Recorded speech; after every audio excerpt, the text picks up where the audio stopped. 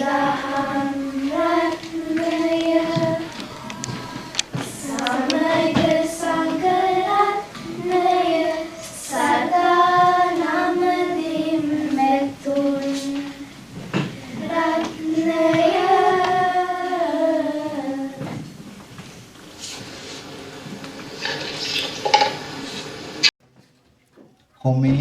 and blessing on this thrice blessed day we call Buddha Purnima or Sambuddha Jayanti, anniversary of Lord Buddha's birth, enlightenment and great passing away.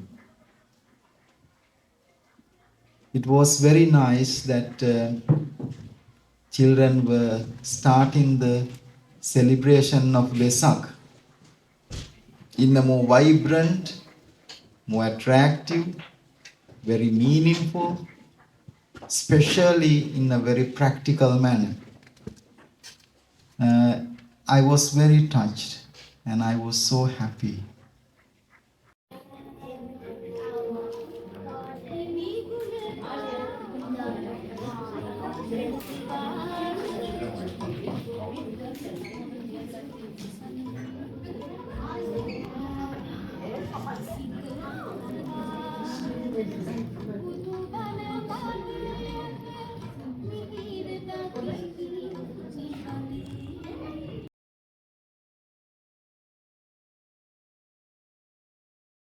අපේ දහම් පාසල පටන් ගන්න දැන් අවුරුදු 10කටත් වැඩි.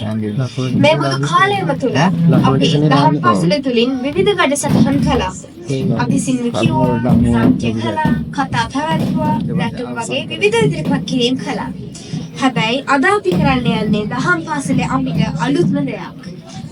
Yes, Tulati, it is exactly going to be a new experience. As you all may know, the whole world is now like a battlefield. Wars between Ukraine and Russia, Palestine and Israel, India and Pakistan are a few to name. ඉතින් අපිත් අද පුංචි සංග්‍රාමයක් කරන්නයි සූදානම් වෙන්නේ. Yes, but our battle is not a harmful one. It is a friendly battle. We don't use weapons like guns and swords to fight with each other. ඔව් අපේ සංග්‍රාමය අද කරන්නේ වචන වලින්. Yes, a battle of words. අපි මේ වාග් සංග්‍රාමය විනිශ්චය කරන්න අපි ගෞරවයෙන් ආරාධනා කරනවා අපේ ස්වාමීන් වහන්සේලා තුන්දෙනාට. ඒ වගේම රසික මාමට ආදරයෙන් ආරාධනා කරනවා මේ කටයුත්ත මෙහෙයවන්න. Yes, as we said earlier, this is a completely new concept for us, so we may not be perfect and there may be lapses. Please bear with us and all my brothers and sisters are trying to do their best. Ape Hamdurune, our parents, our honoured guests, and my brothers and sisters. I would like to talk to you about an important part of Buddhism, which is Amisa Puja. Amisa Puja plays a significant role in Buddhist teachings. It refers to material offerings that can be perceived by the five senses.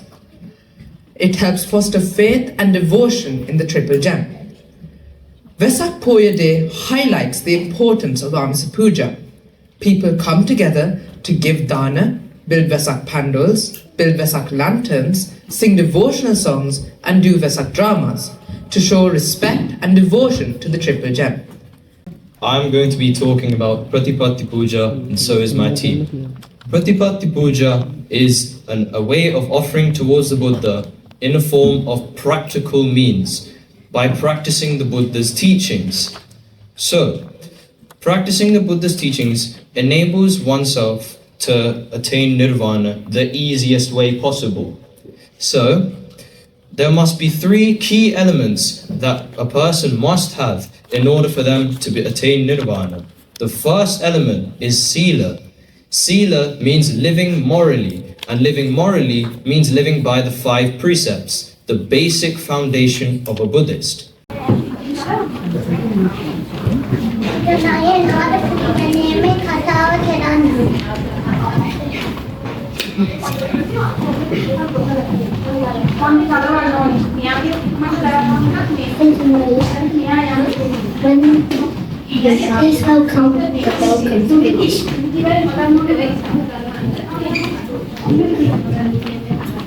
Good afternoon, respected Hamdurane, teachers, dear parents, and my beloved Dhamma friends.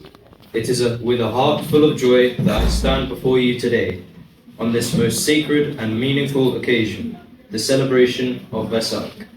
Today, I not only stand before you to celebrate the birth, enlightenment, and passing away of our great teacher, the Lord Buddha, but also to reflect on the timeless wisdom and compassion he had gifted the world.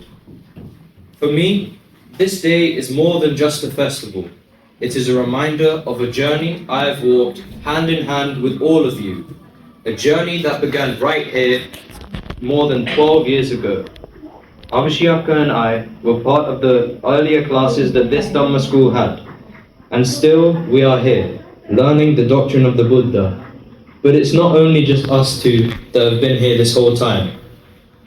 Methul, Chanudi, my sister, and a few other people have been here, not been in the classes, but still here at the start of the Dhamma school. These grounds have been my second home, where I learned my first gathas and I lit my first oil lamp for the Lord Buddha, and when I truly began to understand what it means to live with patience, kindness, and mindfulness. First, we must thank the person who created this community in the first place. With our Samitha Hamdurune's guidance, Kanchananandi, we thank you for bringing our children together in the Buddha's light. Ape Hamdurune, you have always been with our Dhamma school every step of the way, and I welcome you to this wonderful and holy occasion. Unfortunately, Kanchananandi is not here at this moment, but we still acknowledge your huge merits that you have done for us. After the creation of this new Dhamma school, my Tata, you may know him as Rasika Mama or Rasika Aya, and Nishanta Mama had both come together to spread their vast knowledge of Dhamma to the children of the Dhamma school. Also, Malindinandi and Harshinandi had also joined to teach the children, but after a while, Amaninandi had taken over to take over the little class. Our Dhamma school has existed for nearly 12 years. You can see a few pictures documenting on how our Dhamma school had started. But after some time, there were little families actually attending the Dhamma school, and for a few years, some families had gotten together and we'd started celebrating Vesak in our house. As well as this, we also held the Posan Poya festivals in Veenanandi's house. So, due to this popularity, after a while, more and more families had started to join the Dhamma school, and as a result, we had hosted many different festivals with a lot more people attending. However, soon after, due to COVID-19, we had started to transition to an online method of Dhamma school.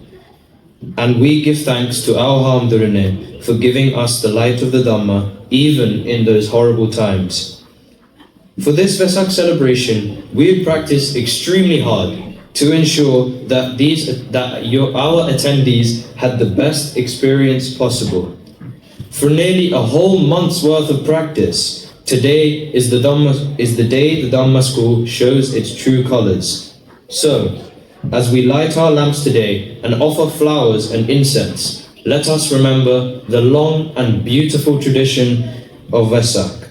And let us offer this day, especially as a tribute to the place that taught us these values, our cherished Dhamma school, which continues to nurture young minds with the light of the Dhamma. Today, we have prepared a wonderful celebration, and we warmly welcome you all, and we hope you enjoy. Thank you. දැන් අපි මේ සූදානම් වෙන්නේ වෙසක් උත්සවය ගැන කතා කරන්න. වෙසක් පොයේ වැදගත්කම ගැන නාට්‍යානුසාරයෙන් අපිට කියලා දෙන්න අපේ පුංචි නංගිලා මල්ලිලා පිරිසක් සූදානමින් ඉන්නවා. ඉතින් අපි එයාට ආරාධනා කරමු නේද පිටුනියා? Yes, Tuliti, look how beautiful this evening is. Can you imagine how beautiful the Lumbini Sunnoyana, where Prince Siddhartha was born, must have been? Let us now invite our dear brothers and sisters to take part in the meaningful Vesak drama, celebrating the sacred occasion with heartfelt expression.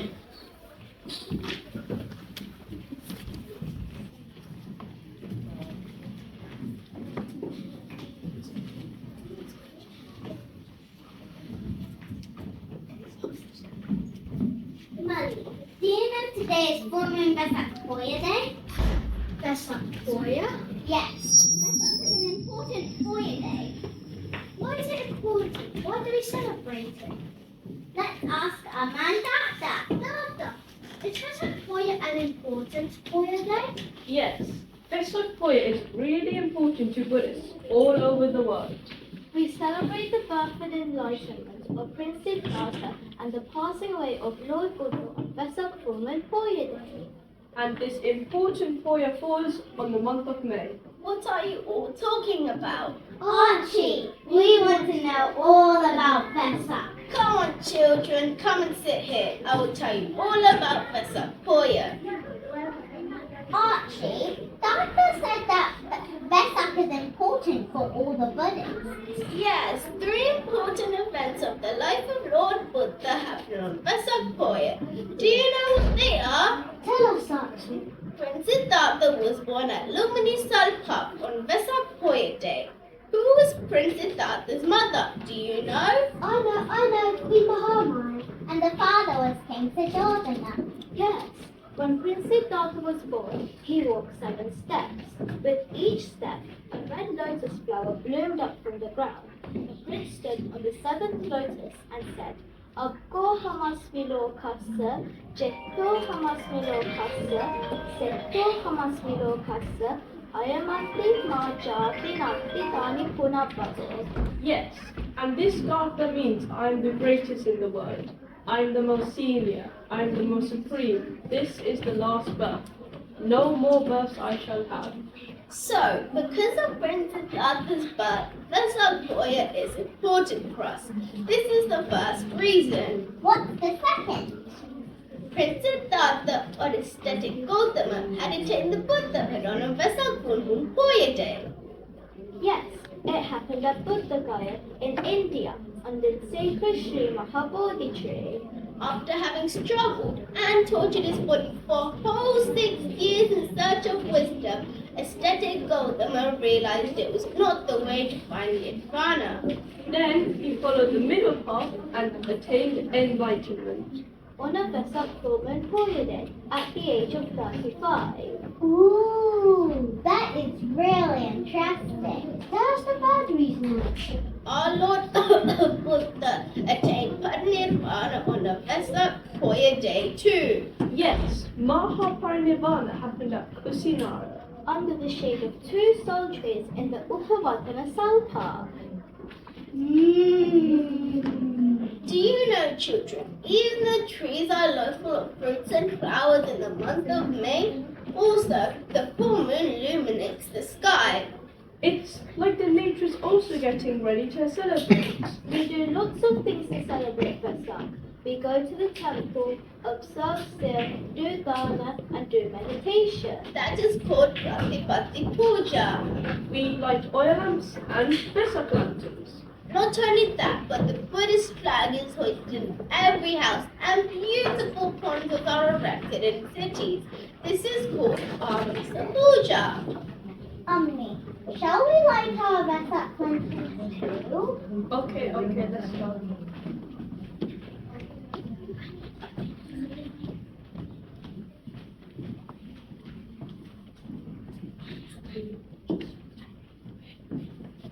Okay, children. Let's get ready to go to the temple. Go, wash yourselves and put on clean white clothes. I'll pick some flowers. I have already arranged the oil lamps and incense to take with us.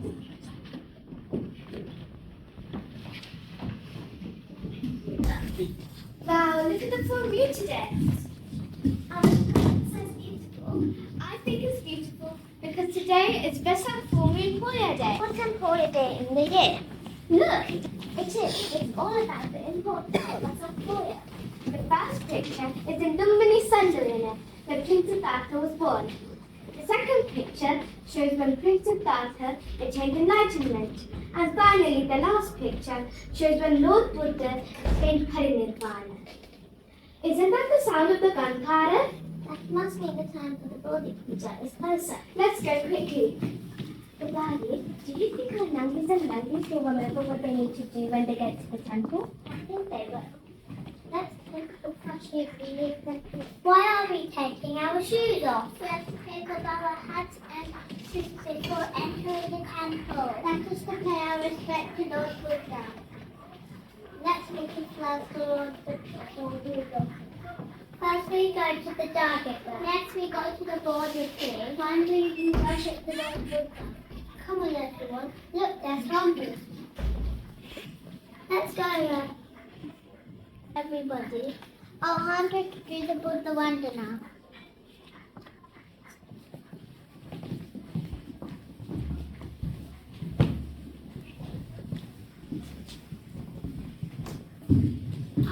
අපේ දහම් පාසල පටන් ගන්න දැන් අවුරුදු 10කටත් වැඩි. මේ මුළු කාලයම තුල අපි දහම් පාසල තුලින් විවිධ වැඩසටහන් කළා. අපි සිංහල කිව්වා, නාට්‍ය කළා, කතා පැවැත්වුවා, නැත්නම් වගේ විවිධ ඉදිරිපත් කිරීම් කළා. හැබැයි අද අපි කරන්න යන්නේ දහම් පාසලේ අපිට අලුත්ම දෙයක්. Yes, Tulati, it is exactly going to be a new experience. As you all may know, the whole world is now like a battlefield. Wars between Ukraine and Russia, Palestine and Israel, India and Pakistan are a few to name. ඉතින් අපිත් අද පුංචි සංග්‍රාමයක් කරන්නයි සූදානම් වෙන්නේ. Yes, but our battle is not a harmful one. It is a friendly battle. We don't use weapons like guns and swords to fight with each other. ඔව් අපේ සංග්‍රාමය අද කරන්නේ වචන වලින්. Yes, a battle of words. අපේ මේ වාග් සංග්‍රාමය විනිශ්චය කරන්න අපි ගෞරවයෙන් ආරාධනා කරනවා අපේ ස්වාමීන් වහන්සේලා තුන්දෙනාට.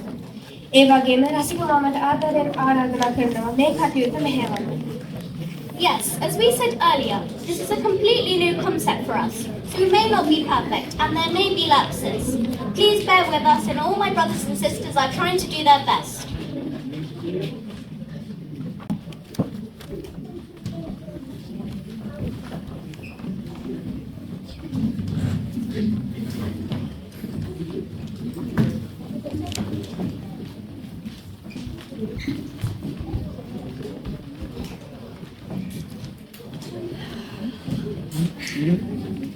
සියලුම ස්වාමීන් වහන්සේලාගෙන් අවසරයි. පැමිණ සිටින ඔබ සියලු දෙනාගෙන් අපි ආදරයෙන් පිළිගන්නවා. දහම් පාසලේ ළමයින්ගේ new item එකක් තමයි අද අපි කරන්න යන්නේ. ඒක මේ සංවාදයක්. It's a little debate for them, but as far as we are concerned, it is a samvada. It's a little discussion. What we are going to talk about is two things. One side will be talking about Amisa Puja, and the other side will be talking about Pratipatti Puja, and both the teams are going to present their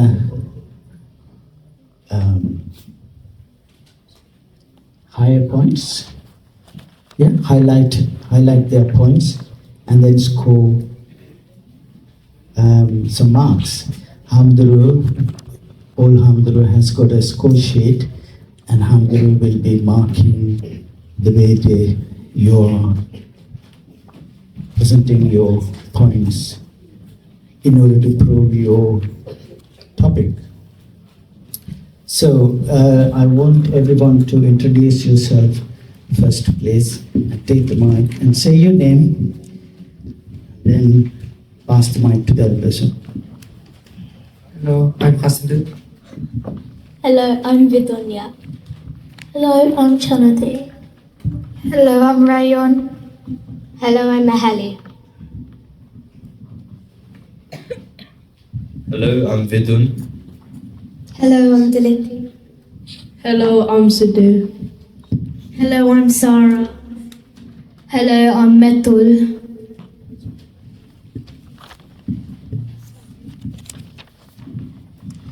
So each team is going to get, each member of each team is going to get a 2-minute time talking your points. And then what we're going to do is we're going to start from one end, and once the first person has spoken, the other team first person will start, and the second person from the other team will start, and so on. We'll go zigzag between the two teams until all the team members are finished talking. And that is the first round. Yeah. And the second round, we are hoping that you are going to note down or think about what the opposite team is going to say, and then try to say something better than what they have already said about their topic. Okay? That way, you're going to again score more points. And for that round, before that round starts, we are going to give you a couple of minutes in order to gather your thoughts and ideas before you come back and attack the other person, other team. Okay? And then as the last round, we're going to give couple of minutes again only for the team captains from each side to summarize their points and present a strong statement, basically, by supporting your topic. Okay? So my left-hand side, the team is going to talk about Amsa Puja. The right-hand side team is going to be talking about Pratipatti Puja. And I invite all the members on the audience to start listening to what Children has to say. And you will have an opportunity to choose a team as well. But final decision will be made by our Hamaduru as well. So pay your attention, please, while they're talking. Thank you very much.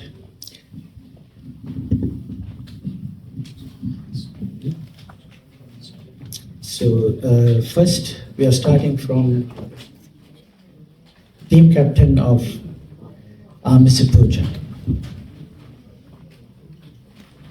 Thank you, Rasika Mama, Ape Hamdurune, our parents, our honored guests, and my brothers and sisters. I would like to talk to you about an important part of Buddhism, which is Amisa Puja. Amisa Puja plays a significant role in Buddhist teachings. It refers to material offerings that can be perceived by the five senses. It helps foster faith and devotion in the Triple Gem. Vesak Poya Day highlights the importance of Amisa Puja. People come together to give dana, build Vesak pandals, build Vesak lanterns, sing devotional songs, and do Vesak dramas to show respect and devotion to the Triple Gem. When doing so, one must maintain a great amount of patience, khanti, and concentration, samadhi, which is very important to lead a peaceful life. After all of your hard work, when you experience the final outcome, your mind will be full of pleasant thoughts and Shraddha will be enhanced. For many people, especially beginners, Amisa Puja is the means by which one begins your journey in Buddhism, which leads you to the path to Nibbana. The more you practice Amisa Puja, the closer you get to the Dhamma. The closer you are to the Dhamma, the easier it is to understand the Dhamma. The easier it is to understand the Dhamma, the more stimulated you are to dive into Buddhism. Therefore, Amisa Puja is the means by which one achieves ultimate bliss and happiness. Thank you.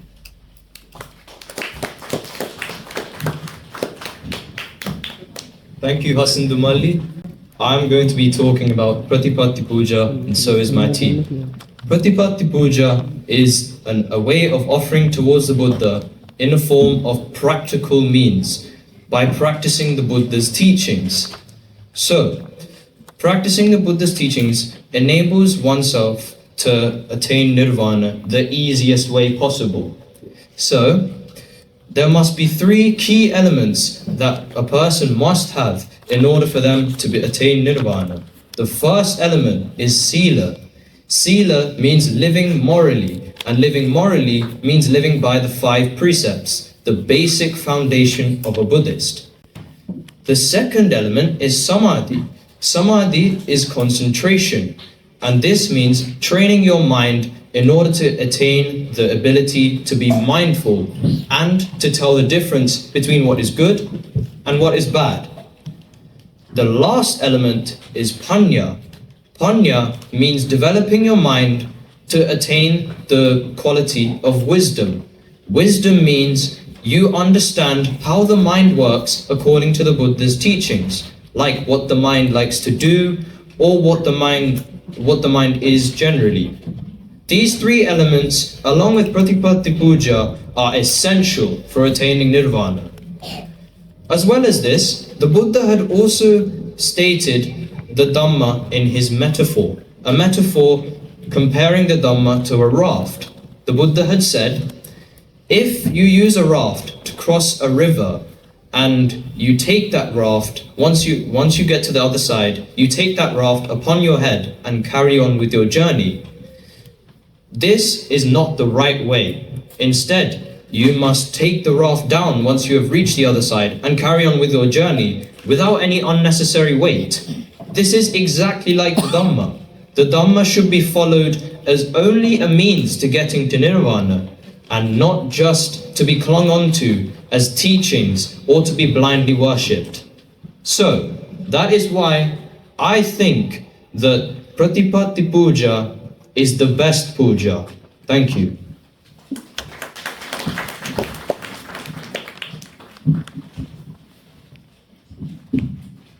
Thank you, Ayya. Today I'm going to talk about something beautiful in the Buddhist practice. And this is how we do Amisa Puja, or acts of Vandana. We do Amisa Puja through various ways. First is Bodhi Vandana, which is paying homage to the Bodhi tree. Next is Pilama Vandana, which is paying homage to the Buddha statue. And finally is Stupa Vandana, which is paying homage to stupas or dagava, which often contain relics that signify important events in the Buddha's life. We perform these acts of Vandana through various offerings. I will name a few. Water, which symbolizes hospitality and purification. Food, which expresses gratitude and generosity. Incense, which symbolizes the purity of the Buddha's teachings. Light, which symbolizes the wisdom and dispelling of ignorance. And finally, flowers, which signify the beauty and impermanence of life. If one does Amisa Puja the way I described it, they would develop Shraddha, which is unshakable faith, in the triple gem. Thank you.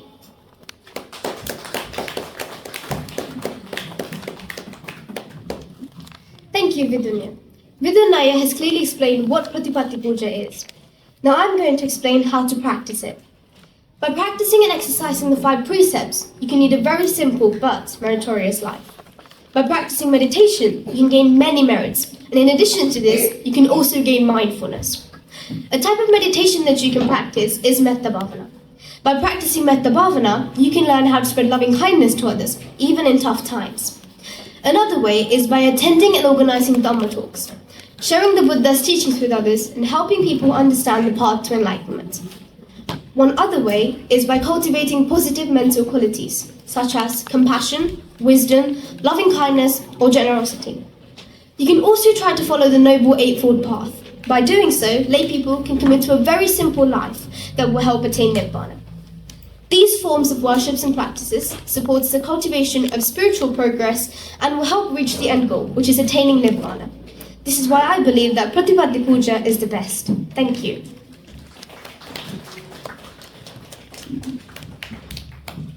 Thank you, Dhulite. As discussed so far, Amisa Puja holds a significant place in Buddhism, but why is it so important? Offerings like flowers, lamps, incense, and food establish faith, respect, and devotion for Buddha. Amisa Puja also brings people together through community engagements, such as building pandals, Vesak lanterns, and giving donsals. These events encourages unity and the association of Kalyana Mitra, so like-minded people can work together to understand the core of Buddhism. These offerings also serve as a reminder of impermanence. Like when a flower withers away, our lives come to an end as well. This is why it is important to be involved in kusal. When offering with goodwill and care for others, you develop metta and karuna. Also, you remove jealousy and envy, which encourages mudita. Also, when performing dana, you give up all emotional bonds, which cultivates upeka. In this way, Amisa Puja develops the 4 Brahma Viharas. Amisa Puja helps people connect to the Dhamma. It brings joy, faith, and a sense of community, and is the path for many to the path to enlightenment. Thank you.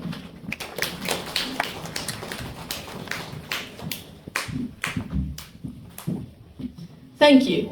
My team members, Vidun and Dilti, have explained what Pratipatti Puja is. And now, you may be wondering, why do we practice Pratipatti Puja? Well, let me explain. First of all, it helps us find the true path to enlightenment.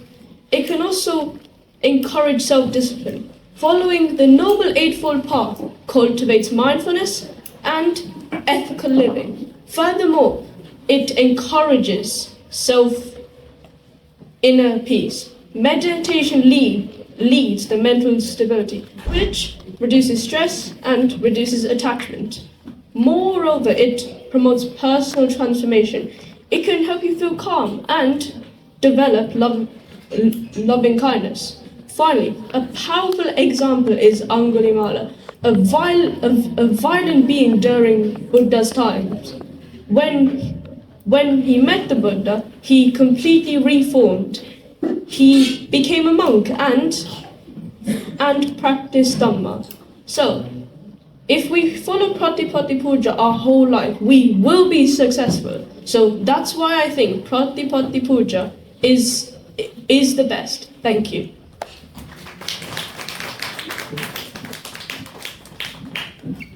Thank you. When we look into Buddhist history, we came across many examples of Amisa Puja. One well-known example is Anathapindika, one of the Buddha's most famous light disciples. He offered Jetaramya, which was one of the beautiful monasteries, which was one of the greatest acts of Amisa Puja. The Lord Buddha himself explained Amisa Puja in a beautiful analogy. He sees the world like a lotus pond. Some of the ponds had already risen from the water, ready to be bloomed, but others are still under the water, not ready to be bloomed. Without support, such as nutrients, those lotus buds never be risen. In the same way, not all people are the same. Some struggle to do with various things, such as mental health.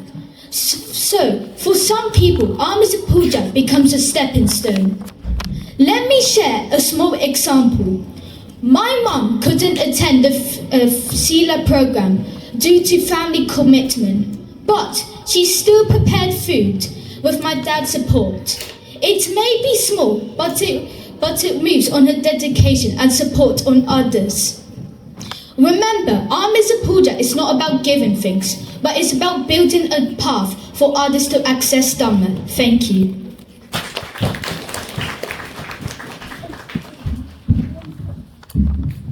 Thanks, Rayon. Now I'm going to be telling you some examples why Lord Buddha expects us to follow his teachings. One example is to show that we should follow Lord Buddha's teachings is when he was near Drupada Nirvana. There were scattered flower petals to show respect and gratitude. However, Lord Buddha said that this is not how you should respect me, but instead all my followers who live according to my teachings are the ones who respect and honor me. Yo dhammam passati, soman passati. You must be wondering, what is this meaning of this gatha? The meaning of this gatha is, the Buddha pointed out that the Dhamma cannot be seen through one's own body, but instead what the Buddha has told us. I'm going to be sharing another story. Vakalitero lived in a family in Zavati. After he saw the Buddha's appearance, he could never tire of looking at him. In order to be closer to him, he became a monk. One day the Buddha said the sight of my full body is useless to see with me. There are lots of examples we can show to Lord Buddha that we follow Pratipatti Puja. It is the greatest puja that we can follow. Thank you.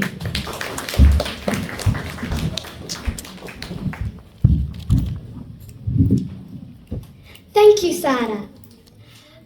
Fellow Kandaki, Nanda's mother said, to gain full merits from Amrita Puja, you need to do Amrita Puja with these 3 things: Shraddha, happy feelings, and faithfulness. With these 3 things, you can gain Amrita Puja's full merit. However, if you miss even one of these steps, you can't gain Amrita Puja's full merit. If somebody says or do bad things with Amrita Puja, bad things will happen to them. I will give 2 examples. Monk Lakantika Padya. He was a short and ugly monk. Most of the other monks didn't like him. One of the monks asked him, Monk Lakantika Padya, why are you short and ugly? He said, in my past life, I was a builder. Somebody asked me to make a big stupa. I said, no, I will make a small stupa so that it would be easier to maintain. Therefore, I am now short and ugly. The second example I will be telling you about is when Arahant Mahakashyapa met somebody in the Preta life. Arahant Mahakashyapa asked, why are you in the Preta life? He said, I am in the Preta life because I was making fun of somebody who was doing relic puja. That is why, Pratipatti Puja team, you can't say anything bad about Amrita Puja. Otherwise you might end up in the Preta life. Thank you.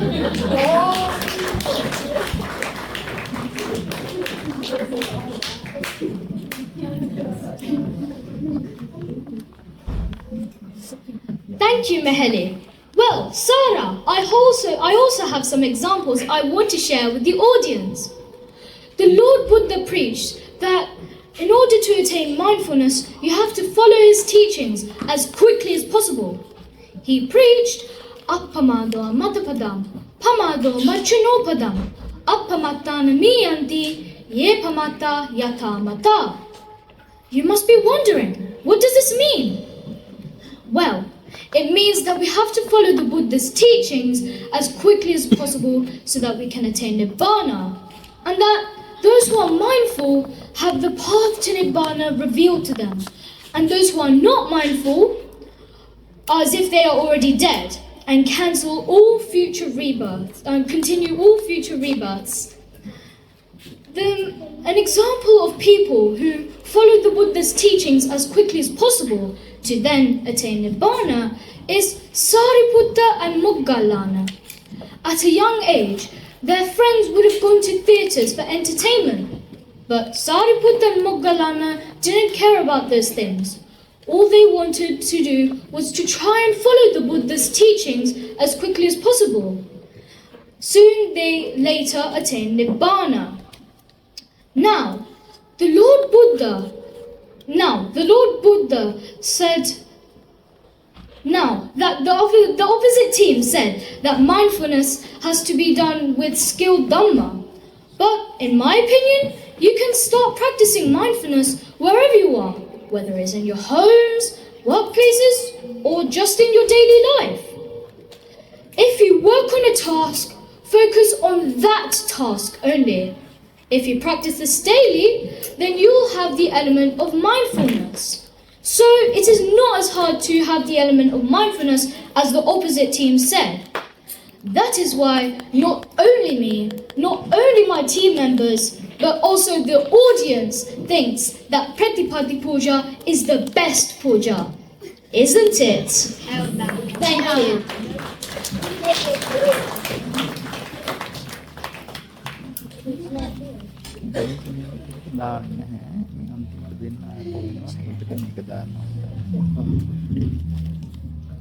Thank you very much, children.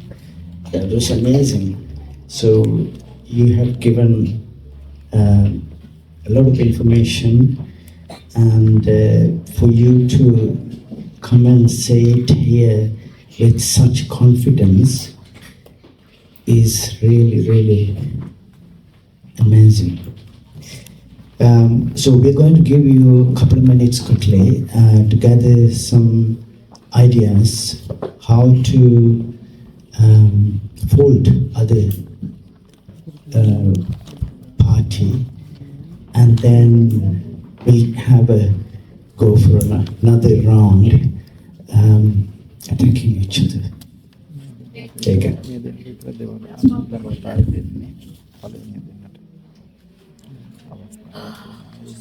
So you can have a little discussion as to who is going to talk what.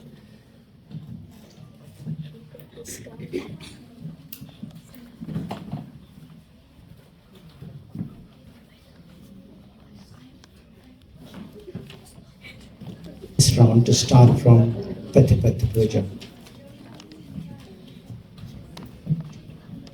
Okay, so I think the Pratipatti Puja is better because it is, obviously. So, Maheli, I think I remember you saying that there were only 3 parts that one must have in order to give something and for it to be a merit. Well, that's wrong. There must be 6. There should be 3 from the other person as well, the person who is receiving the gift. They should be free of the 3 defilements, Lobha, Dvesha and Moha. You need to learn this, otherwise you will never know what is the true giving. Also, I remember that several members of your team said that giving must be done with mindfulness and goodwill. Well, guess what? That's exactly what my team have been preaching this whole time.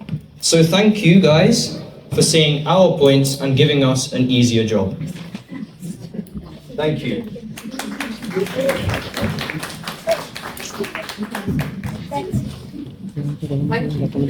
Now, I would like to talk about something my friend from the other team, Methu, said about Pratipatti Puja. He said that Pratipatti Puja is the only way to be mindful. But this just isn't true. When you offer light by lighting a lamp, what do you become mindful about? You are reminded and become mindful about the impermanence of life. When the oil in a lamp finishes, the fire will die. Similarly, if your ping or merits finish, you will die. Sometimes the wick will finish and the fire will go out. Similarly, your lifespan or ayusha could finish and you will die. Sometimes the oil and the wick will finish together and the fire will go out. Similarly, your ping and ayusha could finish together and you will die. And sometimes there might still be wick and oil left, but an accident like a gust of wind could blow the fire out. Similarly, an accident could kill you, even if you still have ayusha and kusal left. And this isn't the only case where you become mindful about the impermanence of life through Amrita Puja. Offerings such as flowers and food do the same thing. As flowers wither away or as food decays, so will you eventually die and leave this world. When you offer through Amrita Puja and you become reminded of these things, is this not mindfulness? Method. You make a bold claim saying that Pratipatti Puja is the only way to be mindful. But I think that I have managed to prove that this absurd claim is not true. Thank you.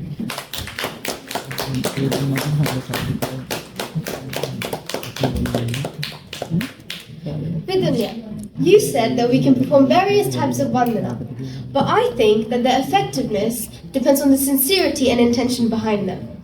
If the intention isn't good, then there is no point in it. In the past, during the time of the Buddha and the Mahinda era, these practices and offerings were genuinely meaningful. However, today's world has evolved and changed, and many of these types of offerings have become commercialized or are simply done because others are doing them. For instance, rituals like 1,000 Pahan Puja or 1,000 Samanmal Puja can be very grand, but are the intentions behind them always positive? I am not trying to say that any of these offerings or practices are wrong or in any way bad. What I am trying to say is that you can achieve the same amount of blessings as with large offerings with, say, a single flower offered sincerely at home. In Pratipatti Puja, however, you don't need grand offerings like this. As Methul earlier said, you can practice mindfulness in your daily life. For example, cooking with full attention, studying without distractions, or focusing solely on your work tasks. This approach to mindfulness is simple and accessible. It's very straightforward but effective, isn't it? This is why I believe that Pratipatti Puja is the most valuable practice and therefore the best. Thank you.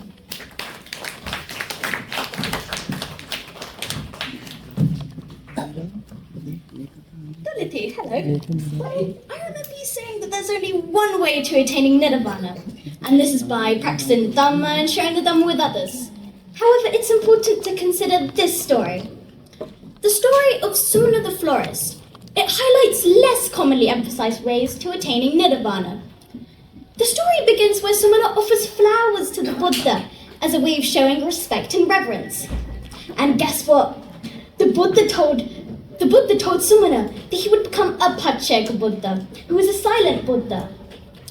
If we interpret the account as Sumana solely becoming a Pacceka Buddha because of his material offerings and his sincerity, this challenges different methods to the requirements of Nirvana. And it shows that strong devotion and giving freely can lead to spiritual insight, good karma, even without doing meditation, practicing the Dhamma, or even keeping the 5 precepts, as my friend Dolithy said. Sumana's story in this light can be seen as an illustration that the path to Nirvana can be done through many different ways. And it shows how deeply felt actions that are driven by a pure heart can lead to Nirvana that are different from other methods. So, Pratipatti Puja team, how can you say there's only one way to attain Nirvana when there is so much more? Thank you.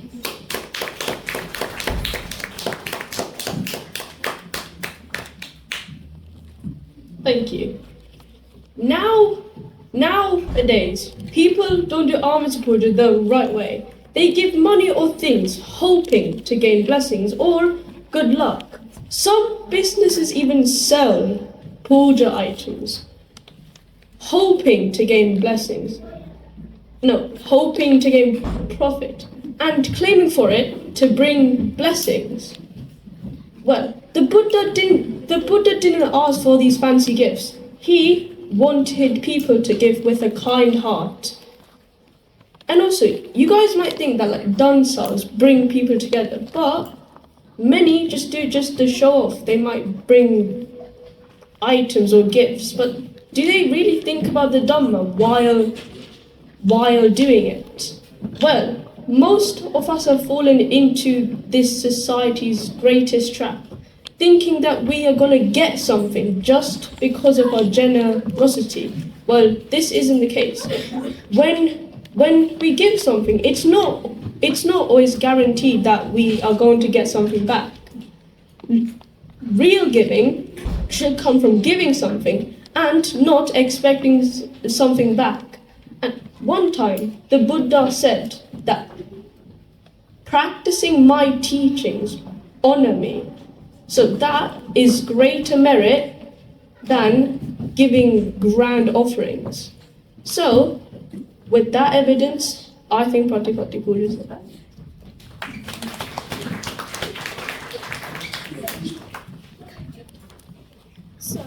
My friend Sadhu has said that Pratipatti Puja was more highly emphasized in the Buddha's teachings. However, this is not the case.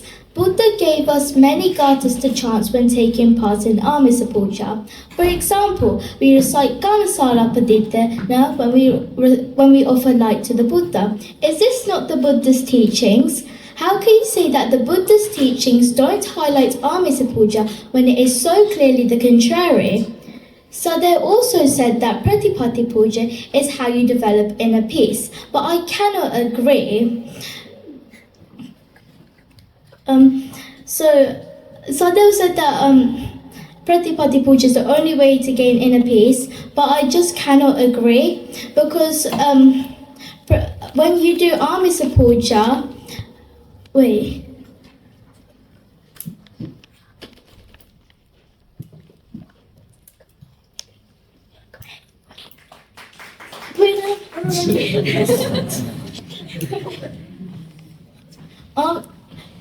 Amrita Puja is a lot more accessible though.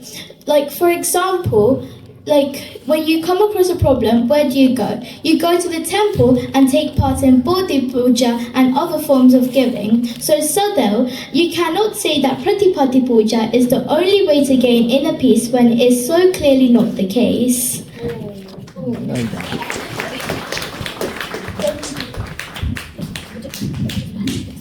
I'm going to be telling you one more example. Queen Mallika, who gave unmatched offering. Queen Mallika was a lay disciple of Lord Buddha. She gained many merits. She was a lay disciple of Lord Buddha. She gained many merits. Did you know she gave dawn to over 500 arahants? And you can all agree that this is a huge offering gaining many merits. However, after she died, she went to hell for 7 days as she committed sexual misconduct. The moral of this story is, no matter how many offerings you do and gain as many merits as you can, it's the thought and practice what counts. Thank you.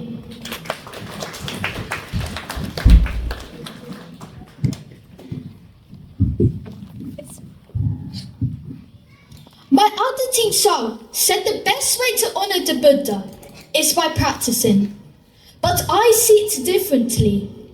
Those final moments, the Buddha, the universal monarch, advised Ananda Pharaoh to build stupas on every crossroad to remain his relics. Those crossroads and those who gain Amisa Puja will gain merit, and the next merit will move on to the forward life. So how can you say that the Buddha did not encourage Amisa Puja? This is a clear example of Amisa Puja. That's why I think Amisa Puja is truly meaningful and beautiful. Thank you.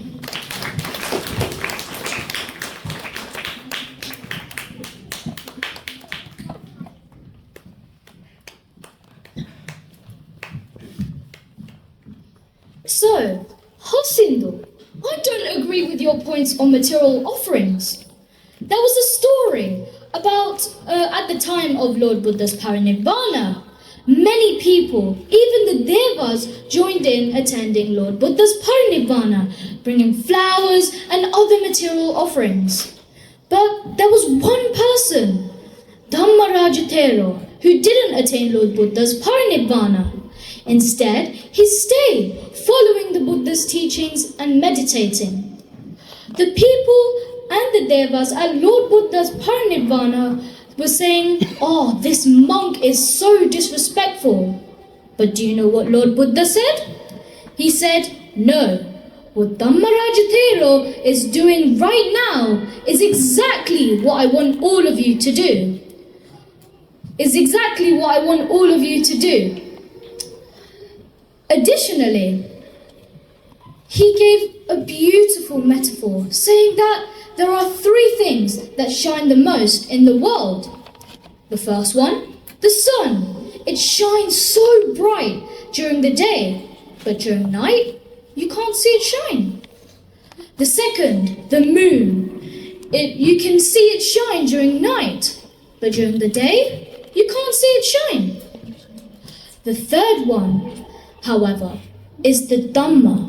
When it is inside oneself, it will shine forever. So, Amisa Puja team, please don't be like the sun and moon, who will only shine temporarily. Be like the people who believe in Pratipatti Puja, like my team and the audience. That is, if they believe in Pratipatti Puja and the Pratipatti Puja team. Thank you.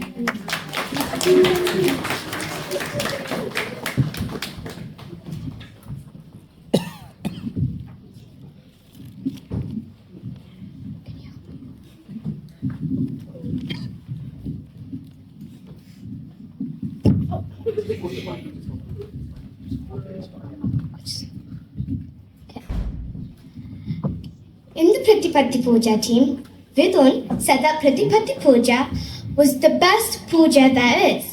But this isn't true. To actually do Pratipatti Puja, you need to do Amisa Puja. Even Rasika Mama said this in Dhamma school. Weren't you listening? I will give an example. Two people went to a mango tree.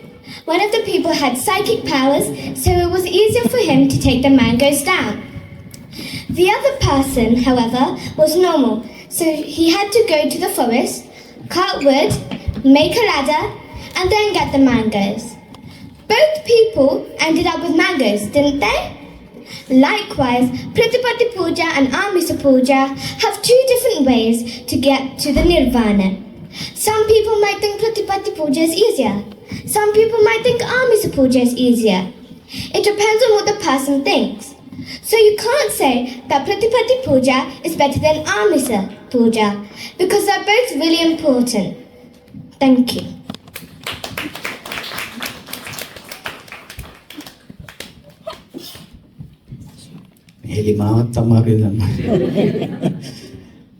Thank you, children, again. That was, again, really informative and to the point.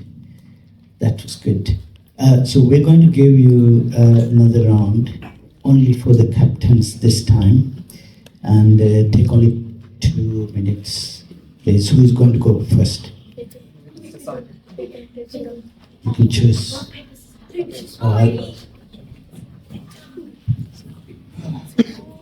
Okay, so look at our society now. There are many wars all around the world, including India and Pakistan, Israel and Palestine, to just name a few, like my sister said in her announcement. But especially in this time, the message of Pratipatti Puja is what we need the most. Pratipatti Puja is obviously the easiest way to attain peace in everyone's minds. So if everyone collectively comes together following the message of Pratipatti Puja, living with compassion, kindness and mindfulness, everyone will live together in harmony and instead not fight each other in wars. So, as well as this, the Buddha had stated in the Dhammapada, verse 274, he stated this: Etta deva maggam nanyo dasanasa visuddhya etam hitum he pratibhajatta das marasa sammohananam. The meaning of this gatha is, there is only one path and there is no other path. Follow this path and you will confound Mara, the evil one. So, everyone in the Amisa Puja who has been saying that there is not only one way to attaining Nirvana, the Buddha has stated himself, and the Buddha's word is absolute, if I remember, that there is only one way to attaining Nirvana, and that is through the Noble Eightfold Path. Also, the audience, remember this: Paramaya Pujaya, Pratipatti Pujaya. Thank you.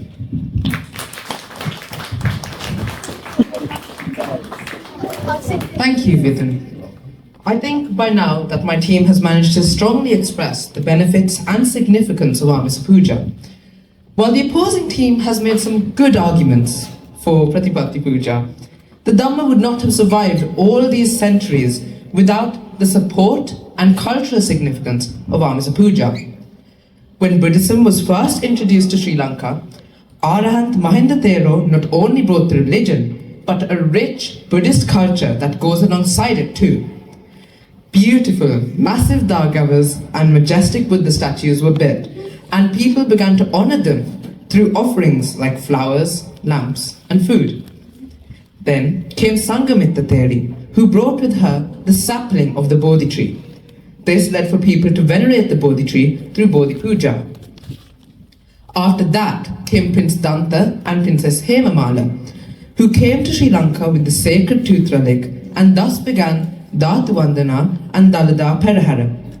As my friend Rayon said previously, in the last place of rest in Kusinara, our Lord Buddha said to Ananda Thero to build the Dagavas at every crossroad and place after the Mahaparinibbana and place the Buddha's relics inside so that people could venerate them. I said in my speech about Kanti, which is part of the Mangala Sutta, Kanti Chasovatasaka, and I think Chanadeep is talking about Kalyana Mitra, associating with good people, Asevanacha Balanam, again in the Mangala Sutta, and concentration which can be developed through Amisa Puja, which was in the Dhammacakkappavattana Sutta. And finally, from what I've said so far, you can see how Lord Buddha encouraged Amisa Puja. If Mahayana Thero had solely brought Buddha's teachings with him, it would not have survived and taken root in the hearts and minds of the ordinary people. It is due to the culture that goes alongside it, rich with Amisa Puja, that Buddhism has survived for 2,600 years. It's said that if you don't reflect on the past, you cannot prosper in the future, and Amisa Puja has been the way forward in the past. Therefore, Amisa Puja is important for Buddhism to continue to grow and prosper in the years to come. Finally, I would like to make a request from my wise audience. Think clearly. Isn't Amisa Puja the best way to practice and understand the Buddha's teachings? The choice is yours. I thank you for your time. Thank you.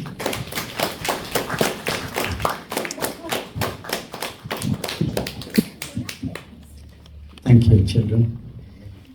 Right, so we have concluded the debate. It is up to the judges, our Hamadul, to give the verdict. Who has won? But before that, I would like to ask the audience, who do you think is the best? Hands up for Amisa Puja. Not very many. And Pratipatti Puja? There is few more than Amisa Puja. Well, let us kindly invite our Hamaduru, who is the best people to judge who has said what. And then I would like Hamaduru to give us a little explanation as well about the decision.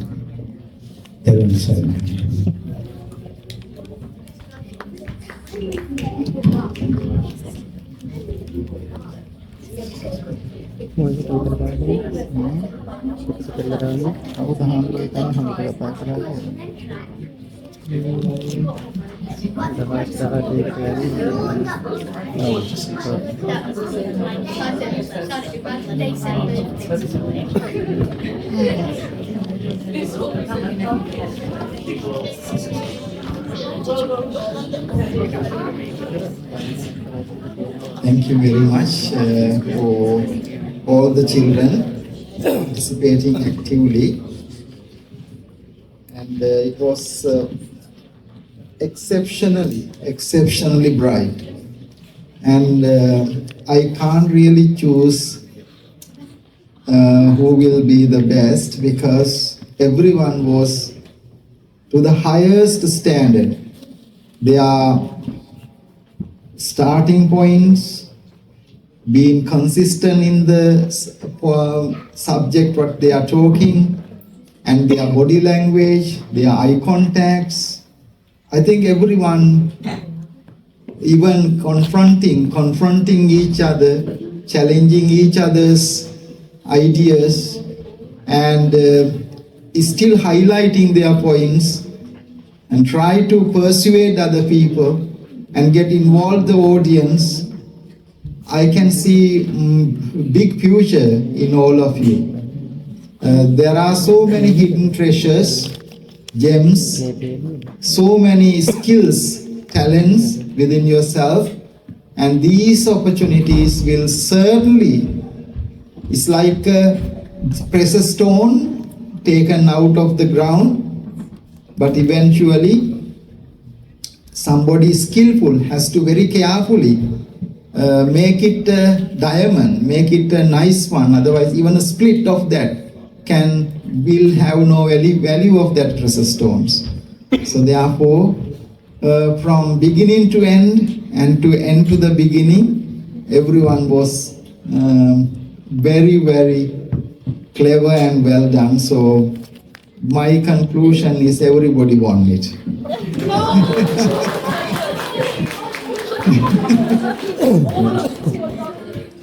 So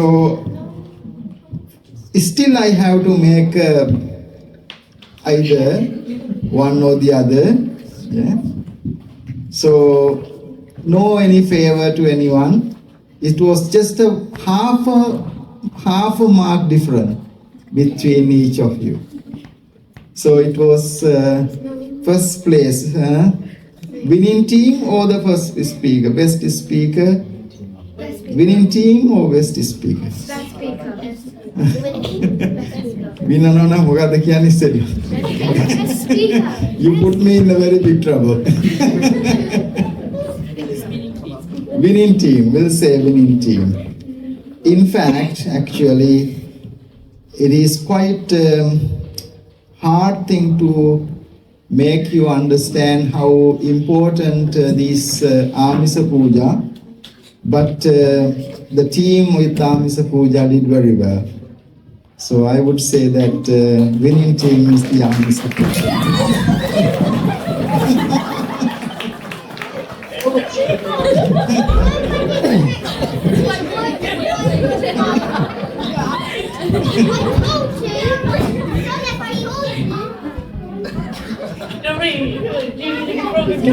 That's not showing that you need to be mindful.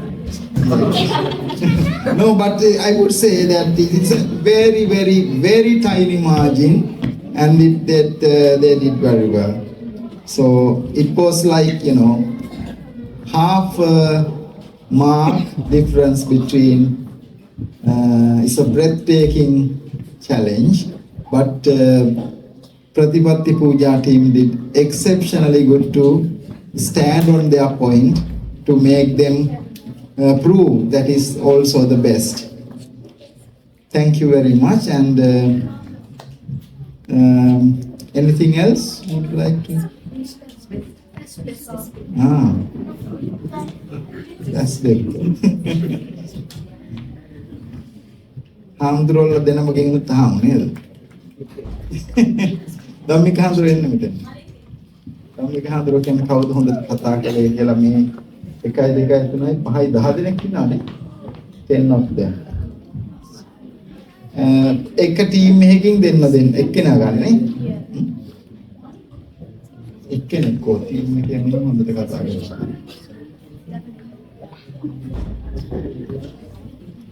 Vidun, Mahamudro says Vidun speak very, very well.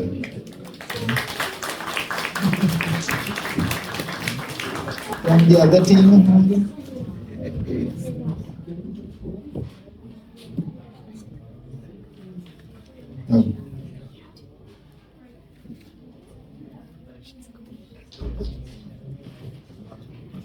Mahamudro says Vidunya from the other team speaks very well.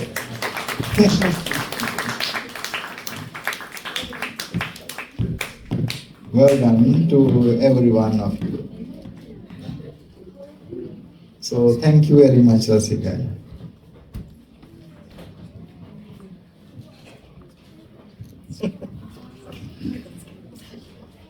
Teruan sarnai hantane bohom pin.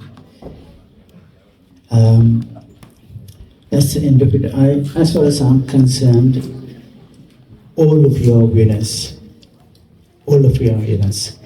And why I'm saying so is because for you to start your Dhamma school from very young age, and then to come and stand here and talk about something that is very advanced in Dhamma, like Pratipatti Puja, and how Amisa Puja is going to help do this Pratipatti Puja is really amazing. You got to be really proud. Why I said everyone should be proud, because parents, being parents, and seeing our children talking about these topics in front of us. Why? Because you have taken a bold decision to send your child to the Dhamma school and get educated with the best teachings that you can get, that is Dhamma. And we have been doing it for 12 long years with the help of our Hamaduru every year. And at the beginning, Hamaduru used to come to Dhamma school every week to get us up to a certain level and then leave us, as Hamaduru was confident that we can manage ourselves. So as parents, please be proud of your children, and I would like to thank for all the children one more time for showing your Dhamma knowledge and sharing your knowledge with everyone else. Thank you very much.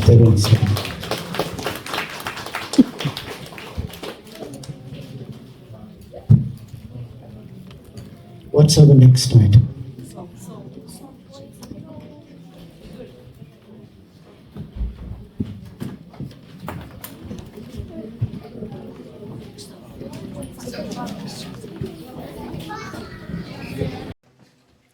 Homage and blessing on this thrice blessed day we call Buddha Purnima or Sambuddha Jayanti, anniversary of Lord Buddha's birth, enlightenment and great passing away.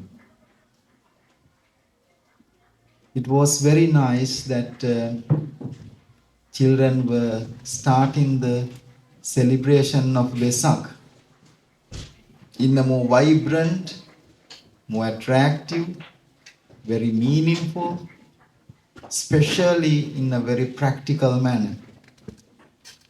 I was very touched and I was so happy.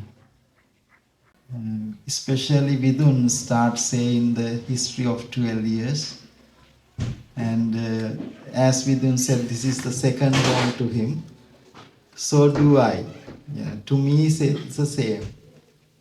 We have our Letchworth Dhammaniketane Buddhist Center. And together with that, we have been ever since develop a great relationship with Bracknell community here. You know, so some people have come new, some people have moved out, but we still remains. We continue our Dhamma school. Sometimes people moved out to different places, but we didn't stop it. There was some pandemic, as Vidun said. We still didn't stop it. We continue it. And I have seen some little ones have now grown up. They are very different now. Some of them are grown up, like Vidun and that age group being grown up. And some others are, little ones are also coming along very nicely. So therefore it's a very blissful, very important thing to see. 12 years means a long time, but we are very happy that we have continued. It's not easy for some of us to continue something that long. It needs loads and loads of sacrifices, contributions, and affection. Therefore, it is a great blessing for our children, especially who are brought up in this culture. Mainly the parents, especially our Rasikaya and all others, taken great effort, been very creative to get the children involved, which is a wonderful thing.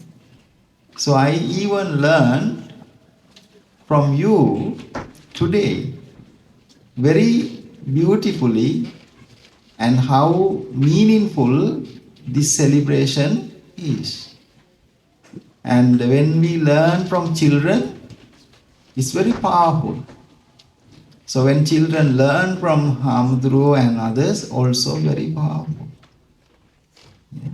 So therefore we are very happy, and we on this occasion welcome our two new Hamdru to our temple from Colombo Dehiwala, Kurugammana Dhammika Pandita Hamdru, also from Gol Ambalangoda, our Mattala Vinitha Pandita Hamdru. Two very educated young monks are also joining today. As you know, from the very beginning, Lechwat Buddhist Vihara is being the mother organization, and on behalf of that, our Padmanana are also joining to honor the event. And we are very happy that all of you have continued your quality Dhamma education.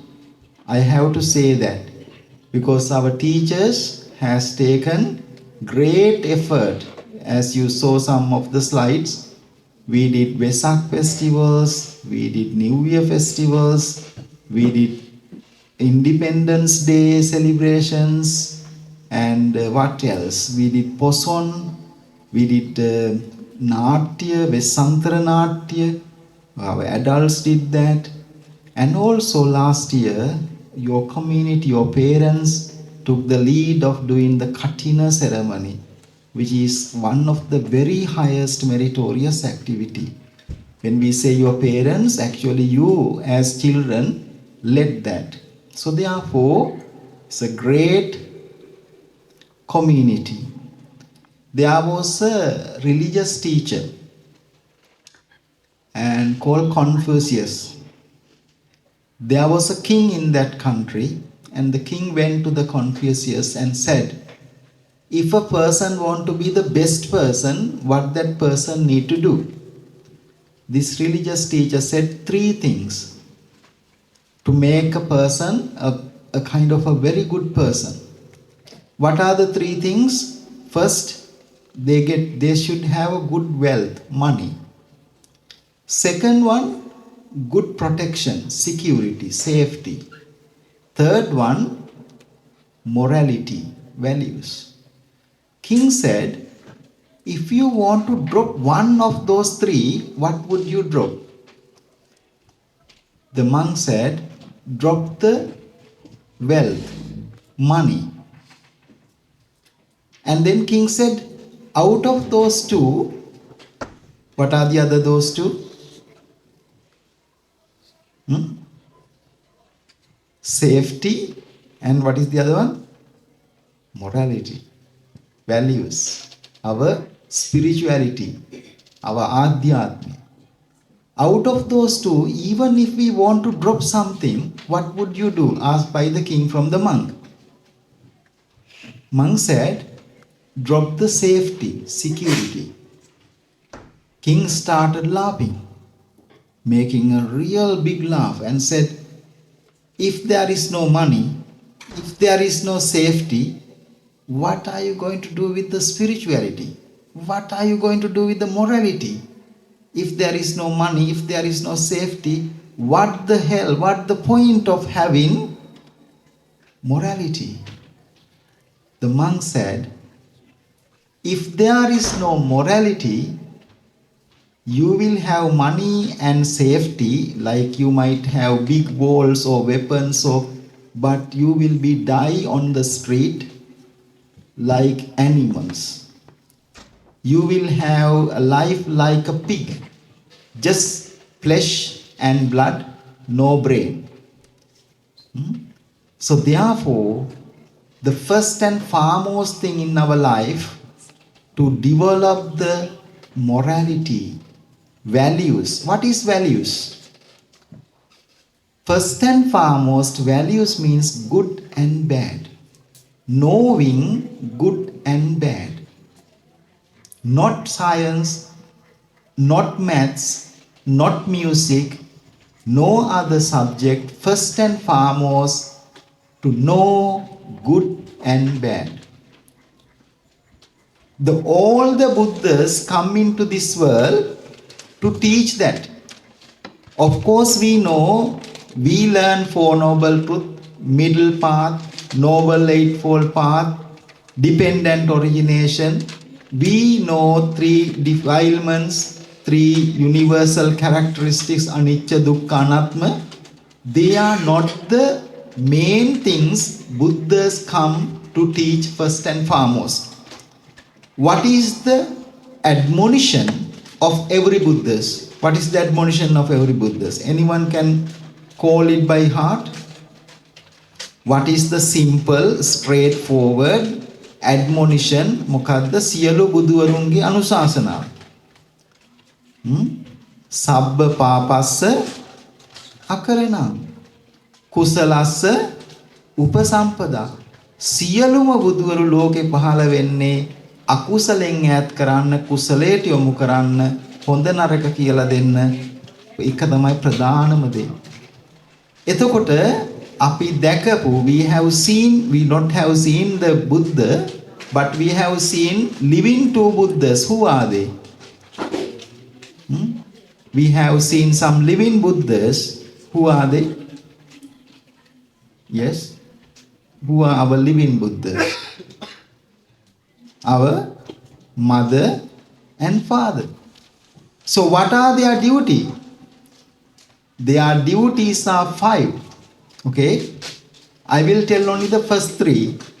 First one, avoid you from evil or bad habits. Second one, engage you in the good ones, good habits. What is the third one? Give you the right education. But unfortunately, most parents are very interested about the third, take lightly about the first and second. One mother said to me 10 years ago, Hamudru, I don't mind my daughter, whatever she does. I don't want to send her to the Dhamma school. I given her all the freedom. So long as she get a good education and a good job, I am happy. But this mother, 10 years later, came and crying and asking me, can you please talk to my daughter? I asked what? That mother was saying me, she is a bit stubborn, she doesn't want to listen to us, she is get little bit isolated. I can sense something not right.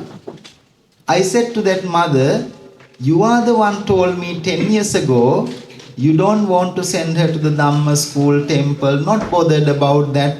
So long as she get a good education, good job, you are fine. But now today, you are crying. So therefore, I asked her, how can I change a person I have not seen often for 10 years? So similarly, your parents has taken this great effort because they know they were brought up in this culture. They know how much means this to you, to their life. I think I have not seen parents like yours anywhere else. Children, you need to be really proud of your mummies, your daddies, your Dhamma school teachers for making such a wonderful environment, atmosphere like Vesak, as it is in Sri Lanka. Even better opportunities. No, the children in Sri Lanka will not even get these type of opportunities to play drama, engage in conversation, explaining things. It's a beautiful environment. Therefore, I sincerely, we are living a very short life. There is no fight, no point of having competitions, discriminations. We live, we serve, we die. Why we are talking about the Buddha? Not because of the birth, not because of the death, Why we are still talking about the Buddha? During the lifetime, what he does, enlightenment, if there is no enlightenment, people will not talk about the birth. People will not talk about the death. Because what he been realized and shared for 45 years, we are celebrating Vesak. Of course, birth, death, great passing away is important, but that is important because of the enlightenment. Similarly, we all are being born. We will one day die, but we will not be significant unless we have done something great. Therefore, what you are learning, you are being developing leadership skills, real personality skills. One day, you will go into any community, any congregation, any assembly, and you will shine bright, which is very nice. You know, your engagement, your involvement, shaping you as a perfect, skillful, brave leader in the future. In that sense, I am very happy one day these little lotuses will blossom and illumines the world as shining, vibrant Buddhist leaders. That is what we want. Buddhist Sri Lankan leaders like you. We need thousands, millions of people like you to make this world a better world. So let us bring our palms jointly together and observe the precepts and pay our homage and start the program. Say sadhu, sadhu, sadhu. Say namo tassa 3 times to observe the 5 precepts. Namo tassa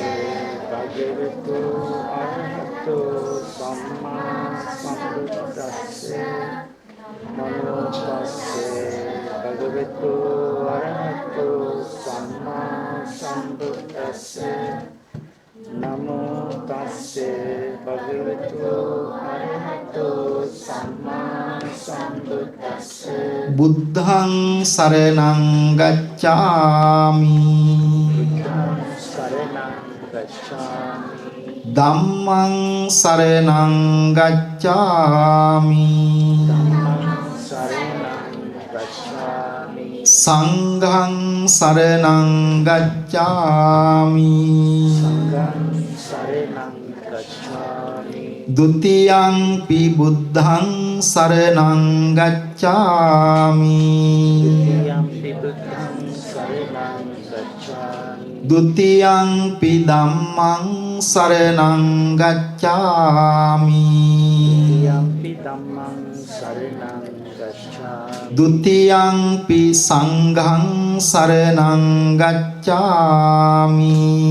Dutiyang pi sanghang saranang gacchami. Tatiyang pi buddhang saranang gacchami. Tatiyang pi buddhang saranang gacchami. Tatiyang pi dhammang saranang gacchami. Tatiyang pi dhammang saranang gacchami. Tatiyang pi sanghang saranang gacchami.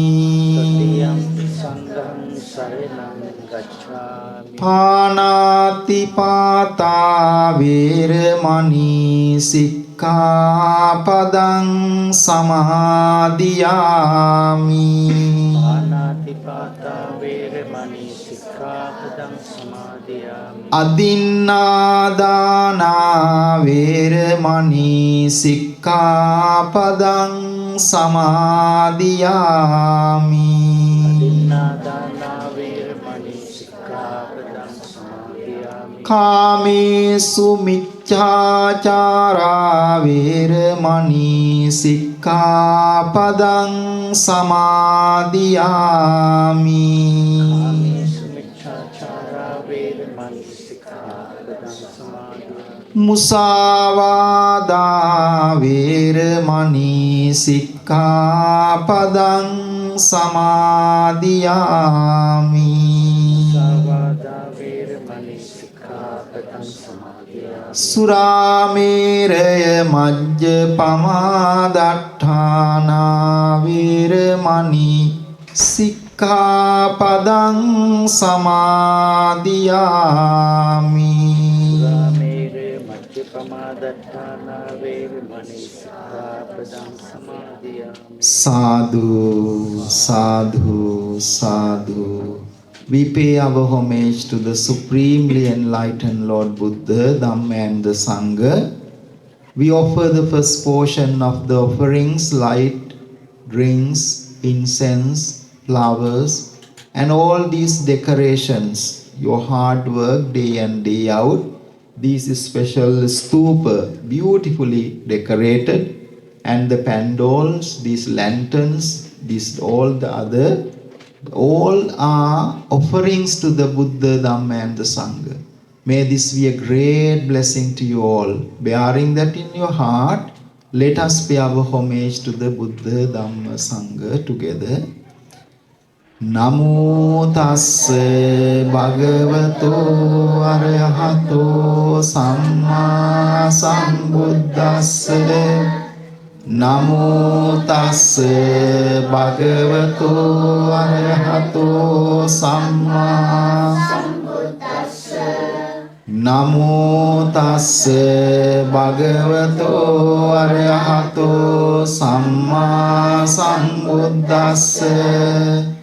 Iti piso bhagava arahang samma sambuddho vijjācarana sampanno sugato lokavidu anuttaro purisa dhamma sarati satta deva manussanang buddho bhagavati Swakato bhagavata dhammo sandittiko akaliko ehi opanaiko paccattang veditabbo vinyuhi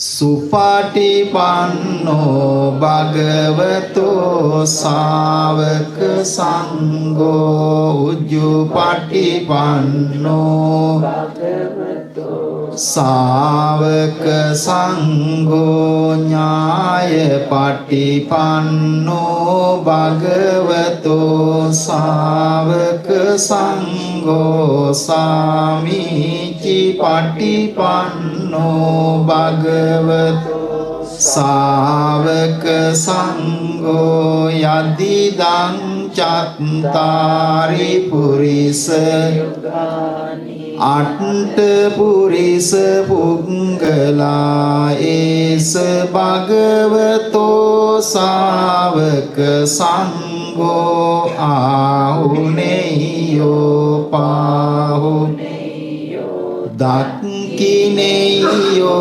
anjali karaniyo anuttarang punyakketang lokassati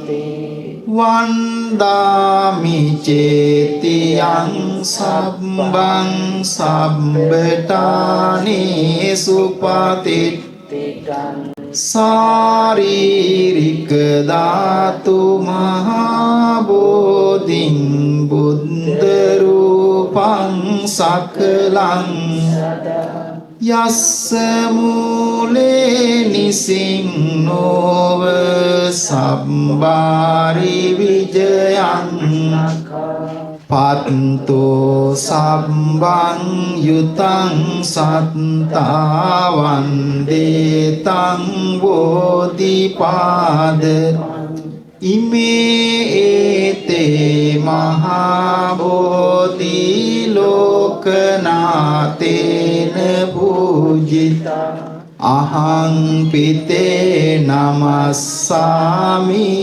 bodhiraja namat Ganasarampadittena dipena tamadang Tiloka dipang sangbuddhang pujayami tamonudang Gandha sambhara yuttena dupenahang sugandhi pujaye pujaniyantang puja bhajana muttamang Vanna gandha gunopetang etang kusuma santasi pujayami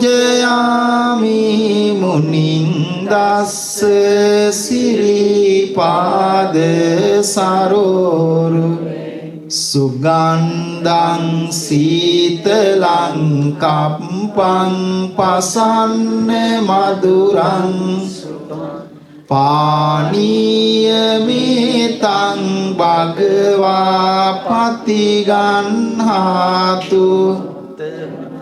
Adivase tuno bhante kilana paccayang imang anukampang upadaya patiganhatu uttama Adivase tuno bhante sabbang saddaya pujitang anukampang upadaya patiganhatu uttama kayena vaca cittena pamadena mayakatang Acayang kamami bante buri panya tatagat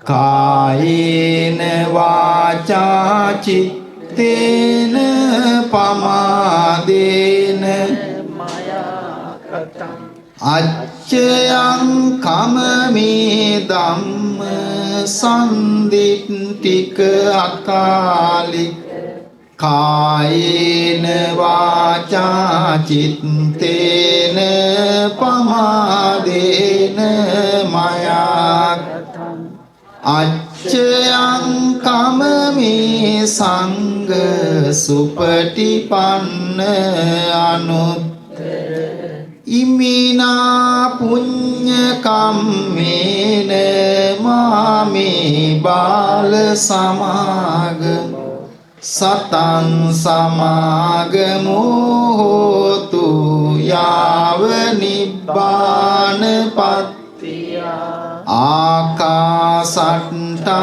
ca bhummatta devanaga mahiddhika Punyantang anumoditva cirang rakkantu loka sasana Akasatta ca bhummatta devanaga mahiddhika Punyantang anumoditva cirang rakkantu desanang akasatta ca bhummatta devanaga mahiddhika punyantang anumoditva cirang rakkantu mang paranti idang me nyatinang hotu sukita hontu idang me nyatinang hotu sukita idang me nyatinang hotu sukita hontu ඥාතයෝ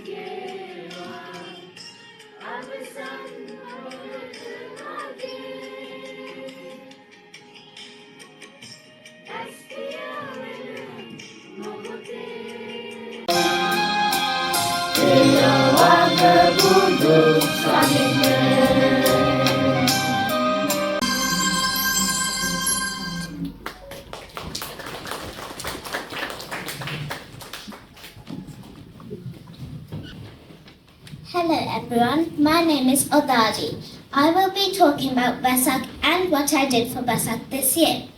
Vesak is a very important festival for Buddhists. It celebrates the birth, enlightenment and passing away of the Lord Buddha. Vesak is in May. On this day, people go to the temple. They offer flowers, light oil lamps and pray. Homes and streets are decorated with lanterns and lights. Big pandals show stories from the life of the Lord Buddha. Children wear white clothes and follow very simple lifestyle. Vesak is a day of peace, love and kindness. This is how we celebrate Vesak. This year for Vesak, I attended the SIL program.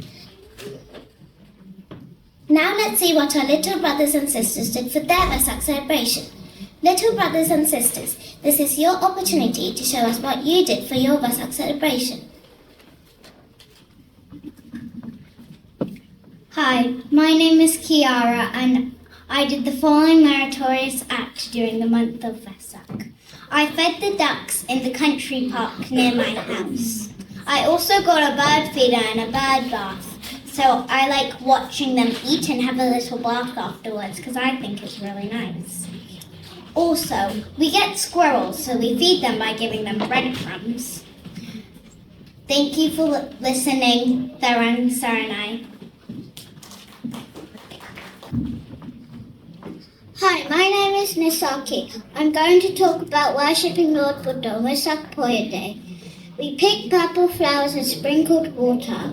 Moreover, prepared 4 glasses of Gilam Pasor and offered Gilam Pasor Puja.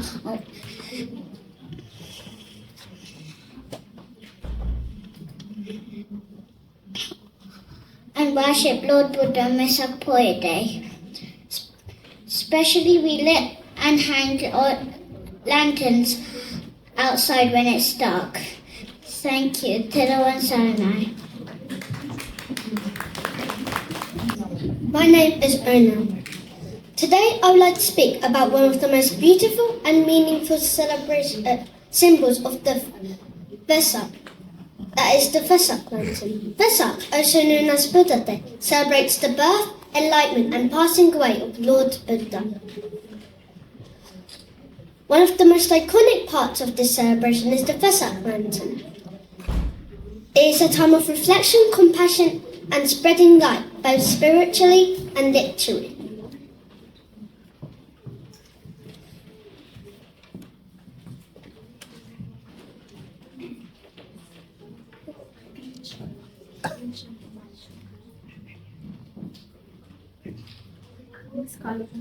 These colourful, glowing creations are much more than just decorations.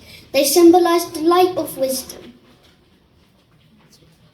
In Sri Lanka and other Buddhist countries, people of all ages participate in making these lanterns.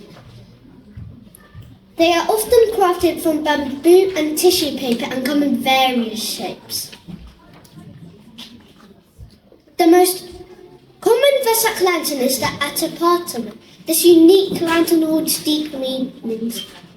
The Atapartama, each part has a symbolic value.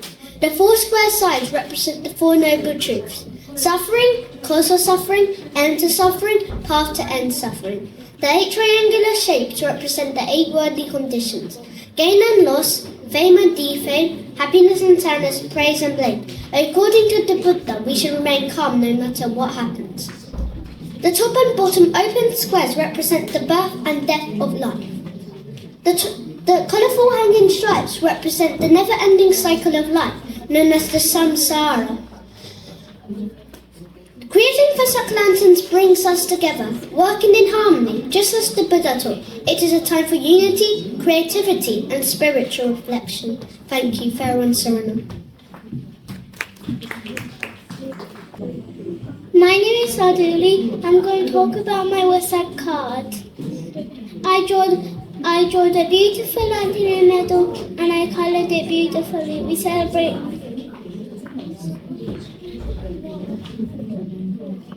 Wesak is really important for all Buddhists. We celebrate 3 celebrations. That is a birth,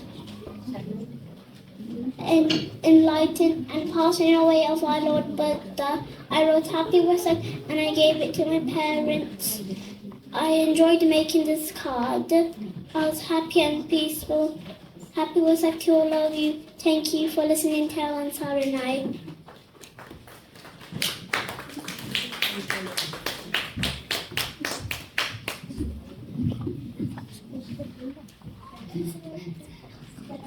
Hello everyone, I'm Yufeng.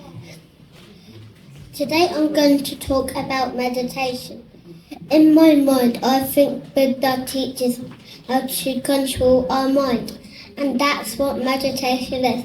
Meditation is when we close our eyes, take deep breaths, sit quietly, do meditation.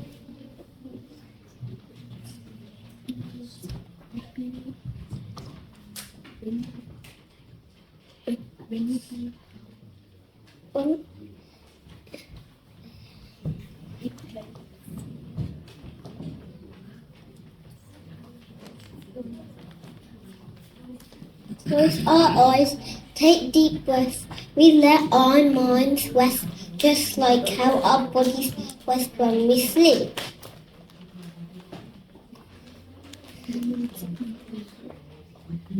It helps us feel calm, happy and strong inside.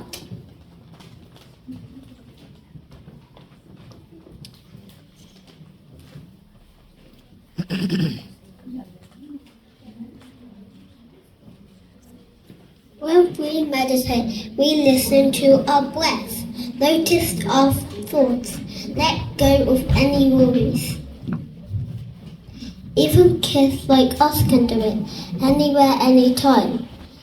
So next time you feel sad or angry, just stop, take deep breaths, sit quietly, do meditation, because a peaceful mind creates a happy heart, and a happy heart spreads joy to everyone around. Thank you. Turn on sound. Hello Steve, my name is Little and today I'm going to talk to you all about Wesak Prayer Day. On the Wesak Prayer Day, I went to the temple.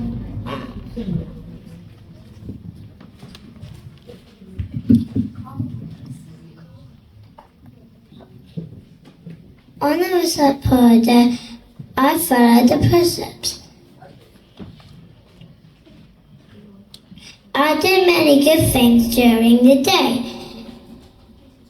I listened to Dhamma talking. I practiced meditation.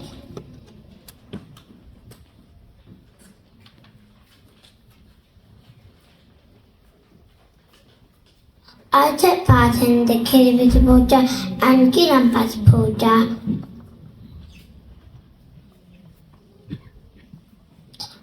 And people gave us food as a kind gift. I had a happy and peaceful day. At the end of the day, I said, Vandanagata, I am excited for the next prayer day. Thank you. Taiwan.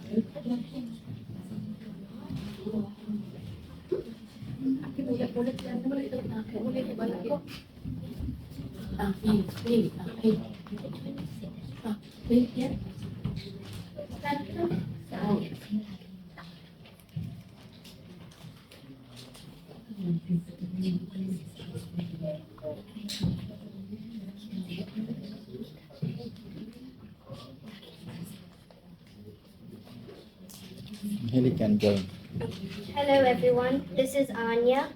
Today she was going to talk about something good that she did for Vesak. Her mother and father helped her to make a beautiful bird feeder.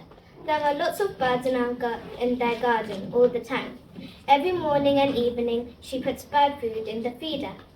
When she sees the birds eating their food, she feels so happy. She thinks birds are enjoying their food. This is how she shows her love and care to innocent animals. It is our duty to look after them. Hope you learned something good from her speech. Thank you for listening.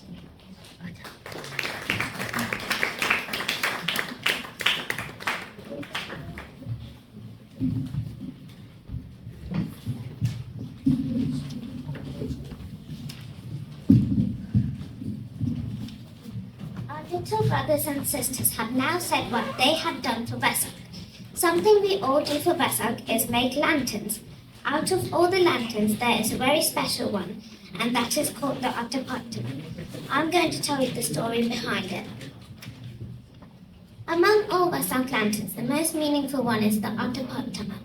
I looked into why it's called the Attapattam. An Attapattam lantern consists of several parts, 8 triangles, 6 squares, and an opening at the top and bottom. Today I especially hope to speak about the Buddha Dhamma, or 8 worldly conditions symbolized by the 8 triangles. The Buddha Dhamma refers to gain and loss, fame and disgrace, praise and blame, pleasure and pain. Only when all 8 triangles are equal in size does the Attapattam form its proper shape. If even one triangle is drawn incorrectly, the entire lantern loses its symmetry and becomes unattractive. In the same way, if we become overly attached to any of one of the 8 worldly conditions, the balance in our life is lost. Also, the light from the candles inside the Attapattam symbolizes our mind, just as the illuminated light illuminates the lantern. An illuminated mind can brighten one's life. But if we do not take care of our mind, our lives may fall into darkness. No one has ever explained the way to illuminate the mind more clearly than the Buddha. However, the candles inside the lantern can also be a cause of destruction. Even though the flame burns brightly, a sudden gust of wind or the candle falling could set the whole lantern on fire and destroy it. In the same way, our lives too can be destroyed due to illnesses or unexpected accidents. This reminds us of the impermanence of life. Even if no accident occurs, the candle will eventually burn out naturally. This reminds us that one day when our lifespan ends, we too will face death. So I sincerely hope that when we make Attapattam next time, or haven't seen one, remind us the true nature of our life according to Buddha's teachings. Pleasure oneself.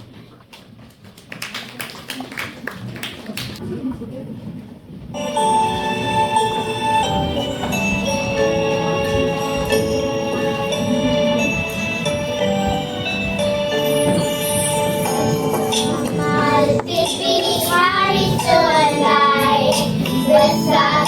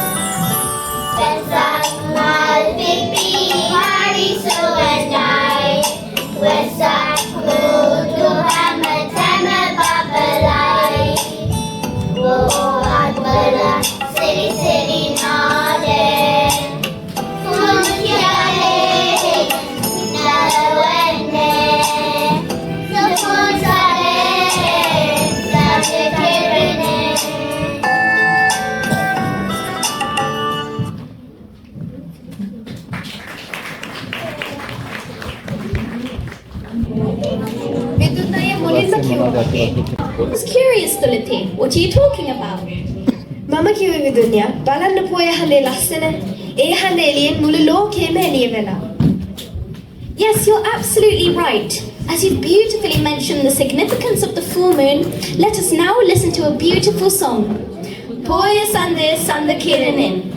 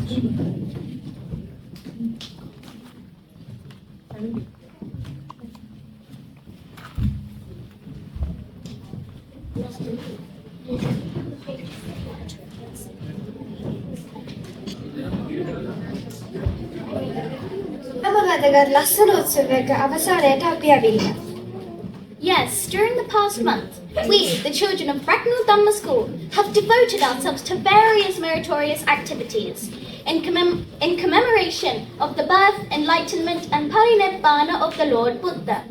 Now, we gather at this concluding moment with gratitude and joy. ඔව් විදුනිය. ඇත්තටම මේ ආපු ගමන ඇතුලේ අපේ කටයුතු සාර්ථක කරගන්න අපිට බොහෝ අයගේ උදව් උපකාර ලැබුණා. ඉතින් ඒ හැමෝටම අපේ හදපිරි ස්තුතිය පුද කරන්නයි මේ සූදානම. Now, with great pleasure, we invite Rayon Malli to present the vote of thanks.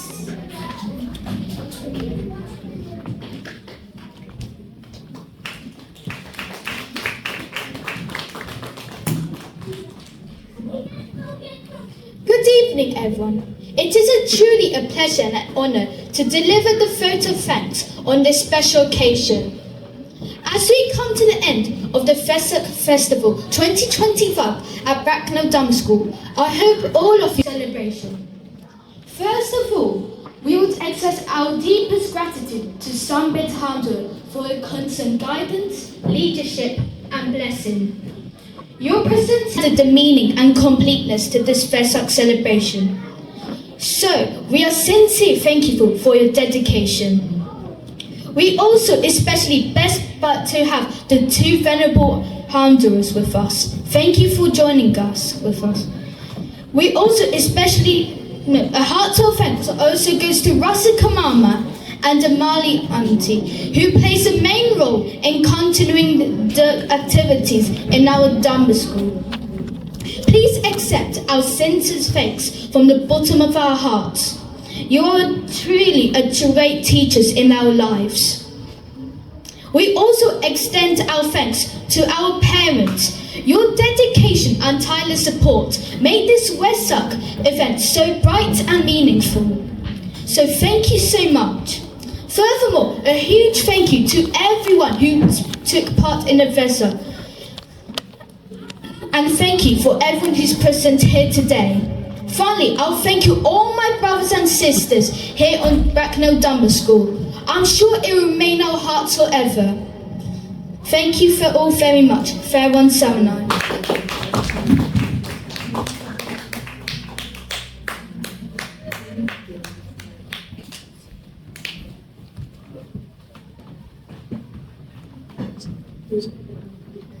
අපි මේ ලස්සන උත්සවය ලස්සන සින්දුවකින් අවසන් කරමු නේද විදුනිය? Yes, Tulati. Let us now invite our senior class brothers and sisters to grace us with this beautiful song. Sorry to disturb you, sisters. We have an important thing to do before we finish our Vesak program. මෙතුල් දන්නවද? අපේ බෝසතාණන් වහන්සේ බුදු බව ලබා ගත්තට පස්සේ මොකද කළේ කියලා? Yes, after attaining enlightenment, he spent 7 weeks in the vicinity of the Bodhi tree, where he attained enlightenment. This is called Sat Satya. ඔව් මේ සත්සතියෙන් දෙවනි සතියේදී අපේ බුදුරජාණන් වහන්සේ අනිමිස ලෝචන පූජාවක් පැවැත්වුවා.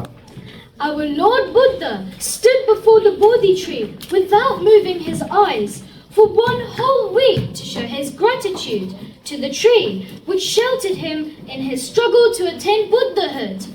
ඉතින් අද මේ වෙසක් පොය දවසේ බුද්ධ චරිතය දැක්ුණ ඒ සුවිශේෂී ගුණය අපේ ජීවිතවලටත් බද්ධ කරන් ගන්න ඕනේ කියලා අපි හිතුවා. Paying gratitude when we think about this as Dhamma school children, we cannot forget our Mahamduruwa. කොච්චර වැඩ තිබුණා පැය ගණනාවක් බය කරලා එන්න උනා අපේ දහම් පාසලේ සෑම දෙයකටම අපේ පාම්දුරෝ අපිත් එක්ක හිටියා ගුරු හරුකම් දුන්නා කොවිඩ් වසංගත කාලෙදී පවා පාම්දුරෝ අපිව අතහැරියේ නැහැ ඔන්ලයින් දහම් පාසල හරහා අපි හැමෝම හමු වුණා. Our Hamduro is our strength. Hamdurune, we are ever so grateful to you. We are ever so grateful to you. We all are little children. We have nothing to give you, but our hearts felt gratitude. All of you, please join us. Silavantam Gunavantam Punyam Chetam Anutkaram Dulavena Mayalatam Vansitum Varam Sariputati Deranam Agatam Pati Patiya Sattasila Dayavasam Buddha Buddham Namaham. When we started Dhamma school, we were waiting for Sunday to come. Dhamma school was the highlight of the whole week. Do you know why? We were looking forward to play with all of our brothers and sisters during break time. It was so fun! සෙල්ලම් කරන්න විතරක් නෙමෙයි. ඇයි විපුලිනන්ද කියන doughnut කන්න අපි දහම් පාසල් ආව ලොකුම හේතු දෙක තමයි මේ දෙක. නේද විපුලිනන්ද? However, with the time, even without realizing, we have learned a lot. It is all because of you, Rasika Mama. Even our Lord Buddha preached 5 ways for pupils to respect their teachers in the Singalovada Sutta, saying that Singalovada Sutta, Mahamangala Sutta, and the Eightfold Path, all these Dhamma facts.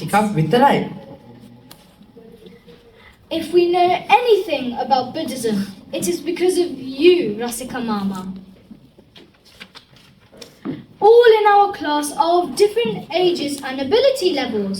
It must be really hard for you, but you were really patient with us. So, Rasika Mama, we have no words to express our gratitude towards you. ඒත් එක්කම මෙතුල් අපිට අමතක කරන්න බැරි තවත් කෙනෙක් ඉන්නවා. ඒ තමයි අමාලිනන්දා. ඔයාලා හැමෝම දකින්න ඇති. අපේ පුංචි නංගිලා මල්ලිලා ලස්සන ඉදිරිපත් කිරීම කළා. හැබැයි කාලයක් තිබුණා අපේ පුංචි පන්තියට ටීචර් කෙනෙක් නැති. අපේ අම්මලා මාරුවෙන් මාරුවට පුංචි පන්තියට ඉගන්නුවා. I remember.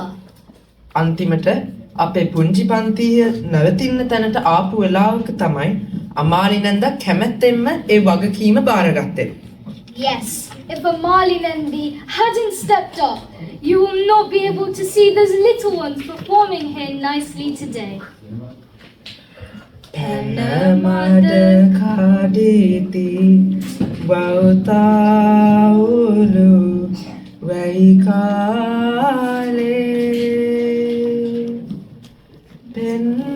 Penamaga no වැටි යන තාලේ සිත් කිරි පැවූ මෝසිලයින් උදුමාලේ අපේ ගුරුතුමා යයි තාමත් ඉස්කෝලේ අපේ ගුරුතුමා යයි තාමත් ඉස්කෝලේ. Rasika Mama, Amali නැන්දා. please accept our gratitude.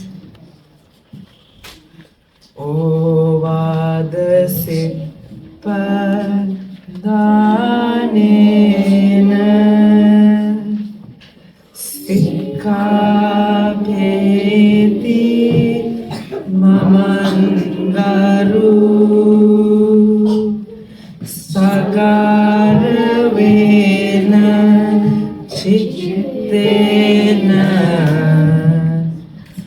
අහං වන්දාමි තංගරු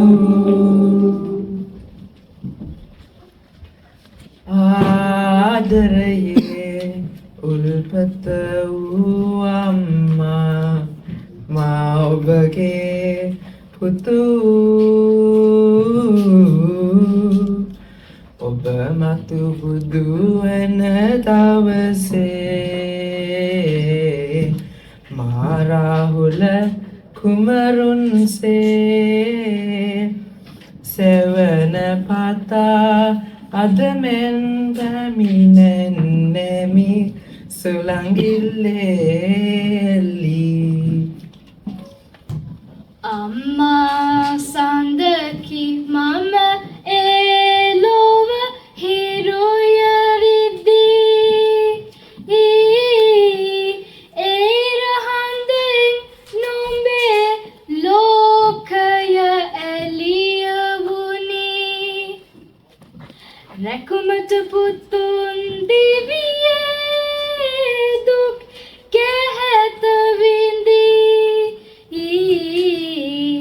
පියසනේ හසත කවුගිලිය උනාමදී. ඒ බුදුන් වහන්සේ මහා මංගල සූත්‍රයේ සිංහාලෝවාද සූත්‍රයේ වගේ නොයෙකුත් සූත්‍ර දේශනා වලින් දරුවන්ට දෙමව්පියන්ගේ ඇති වැදගත්කම පෙන්වා දී තිබෙනවා. Not only that, Lord Buddha himself went to Tausisara Divya Loka to preach Dhamma to his late mother Mahamaya Deviya. ඇයි බුදුන් වහන්සේ එතුමාගේ පියා වුණ සුද්ධෝදන රජතුමාට ධර්මයේ දේශනා කරන්න කිඹුල්වත් පුරයටත් වැඩම කළා. ඉතින් අවසාන වශයෙන් අපේ මේ සූදානම අපේ සෑම දෙයකටම අපේ පිටිපස්සෙන් ඉන්න අපේ ආදරණීය අම්මා තාත්තවත් මේ වෙලාවේ ආදරයෙන් මතක් කරන්නයි. Yes, Amma, Tata, you are the strength behind us.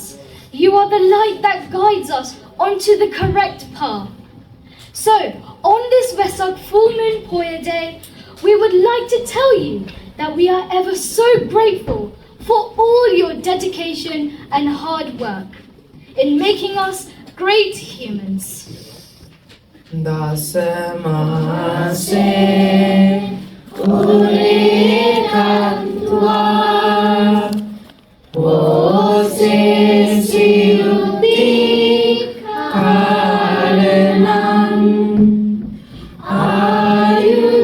ayudhidam vassa satam Matupadam namamaham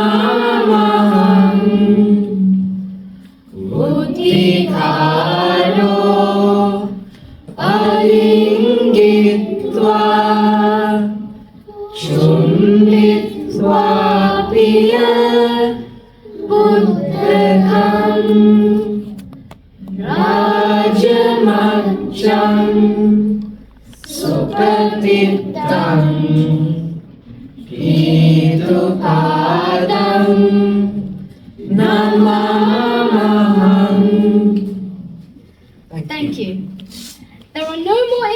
possessions. All yours, Vidunya and Diliti.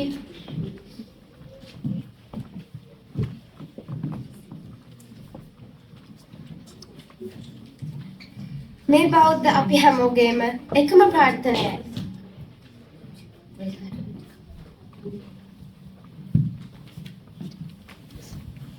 Everyone Sarnai. Very well done.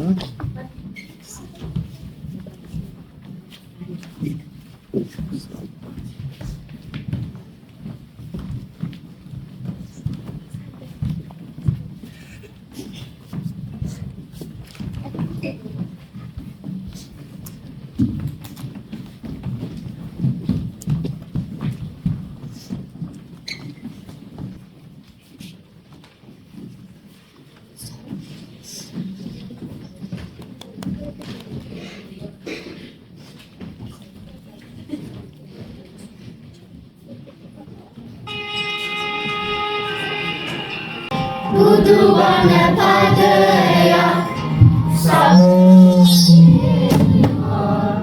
Budu guna pamana Sipatana gewa Avasan malaka mage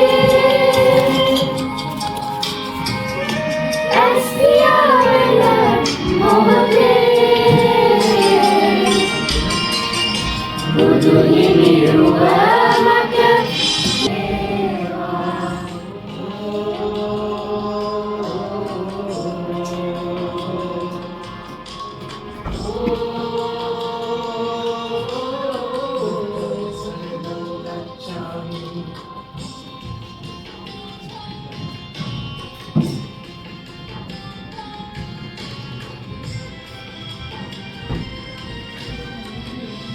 Budu bana padaya Sarana kewa Budu guna pamana Sipatana gewa Avasan malaka mage Aspiyana mohate Budu himiruwa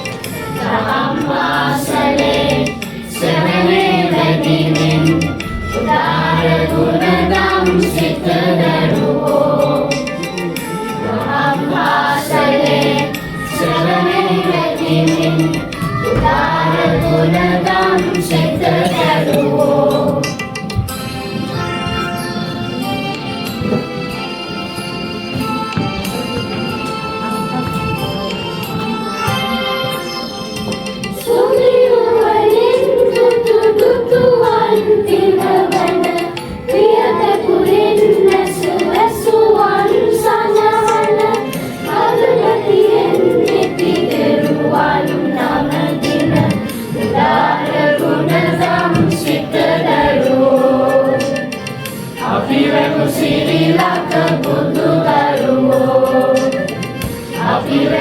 සිරිලක බුදු දරුවෝ අපි රැමු සිරිලක බුදු දරුවෝ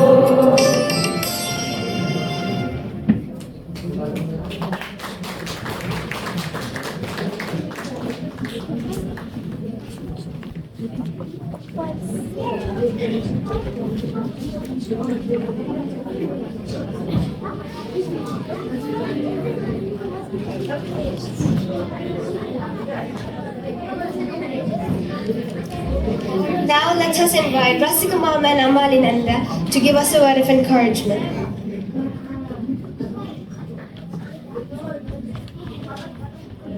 Thank you, Dilti. Gautama සංඝරත්නයන් අවසරයි. රසිකාය ඇතුළු මගේ දයාබර දෙමාපියන්ගෙන් අවසරයි. හිතවත් සියලු දෙනාගෙන් අවසරයි. මම ඉස්ලාම මගේ දරුවන්ට කතා කරන්නම්. My dear children, first I would like to say thank you, a heartfelt thank you to all my children in junior class and senior class. Over the last few months, you have worked tirelessly to make this event not just possible but truly special. Today, we saw your talent shine. All of you did an excellent job. I hope you have enjoyed the journey as much as we have enjoyed watching your growth. The experience you gained today will surely be valuable for you in the future. Thank you, children.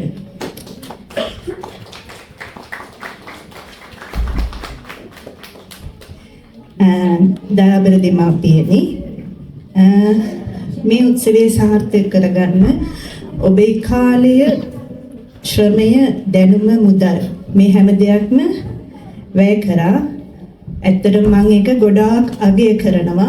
ඒ වගේම මගේ හදපතුලින්ම දහම් පාසල වෙනුවෙන් ඔයාලට ස්තුතිවන්ත වෙනවා. ලංකාවෙන් දුර ඈත රටක ඉන්න අපිට අපේ දරුවන්ට බුද්ධ ආගම, අපේ සංස්කෘතිය ගැන පුංචි හරි අවබෝධයක්, දැනුමක් දෙන්න තියෙන හොඳම තැන තමයි අපි මේ ඉන්නේ. ඒ අපේ දහම් පාසල. ඉතින් මම හැමදෙනාගෙම ඉල්ලනවා මෙච්චර කාලයක් දුන්න සහයෝගය වගේ ඉස්සරහට මේ වගේ ලස්සන ප්‍රෝග්‍රෑම් කරලා අපේ දරුවන්ට හොඳ අත්දැකීමක් ලබා ගන්න අවස්ථාව උදා කරලා දෙන්න අපිත් එක්ක දිගටම රැඳෙන්න පුළුවන්කමක් තියනවා නම් මෙච්චර කාලයකට සම්බන්ධ වෙච්ච නැති දෙමාපියෝ තමන්ගේ දරුවන්ව එකගෙන එන්න කියලා මම ආරාධනා කරන්න කැමතියි. මෙත් සිතින් ආරාධනා කරනවා සියලු දෙනාට. ඉතින් බොහොම ස්තුතියි ඇවිල්ලා අපිට සහයෝගය දුන්නට. Thank you.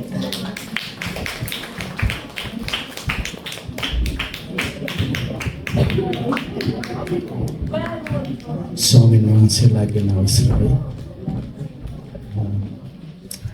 અમારી નાંગી ટીચર කෙනෙක් හැටියට සහභාගී වෙලා කරපු කර්තව්‍ය පොඩ්ඩක් නිශ්ශබ්ද වෙන්න. අපි අවසන් කරන්න ළඟයි.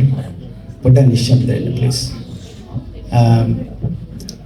અમારી નાંગી කරපු කර්තව්‍ය ඇත්තටම අපි අගය කරන්න ඕන.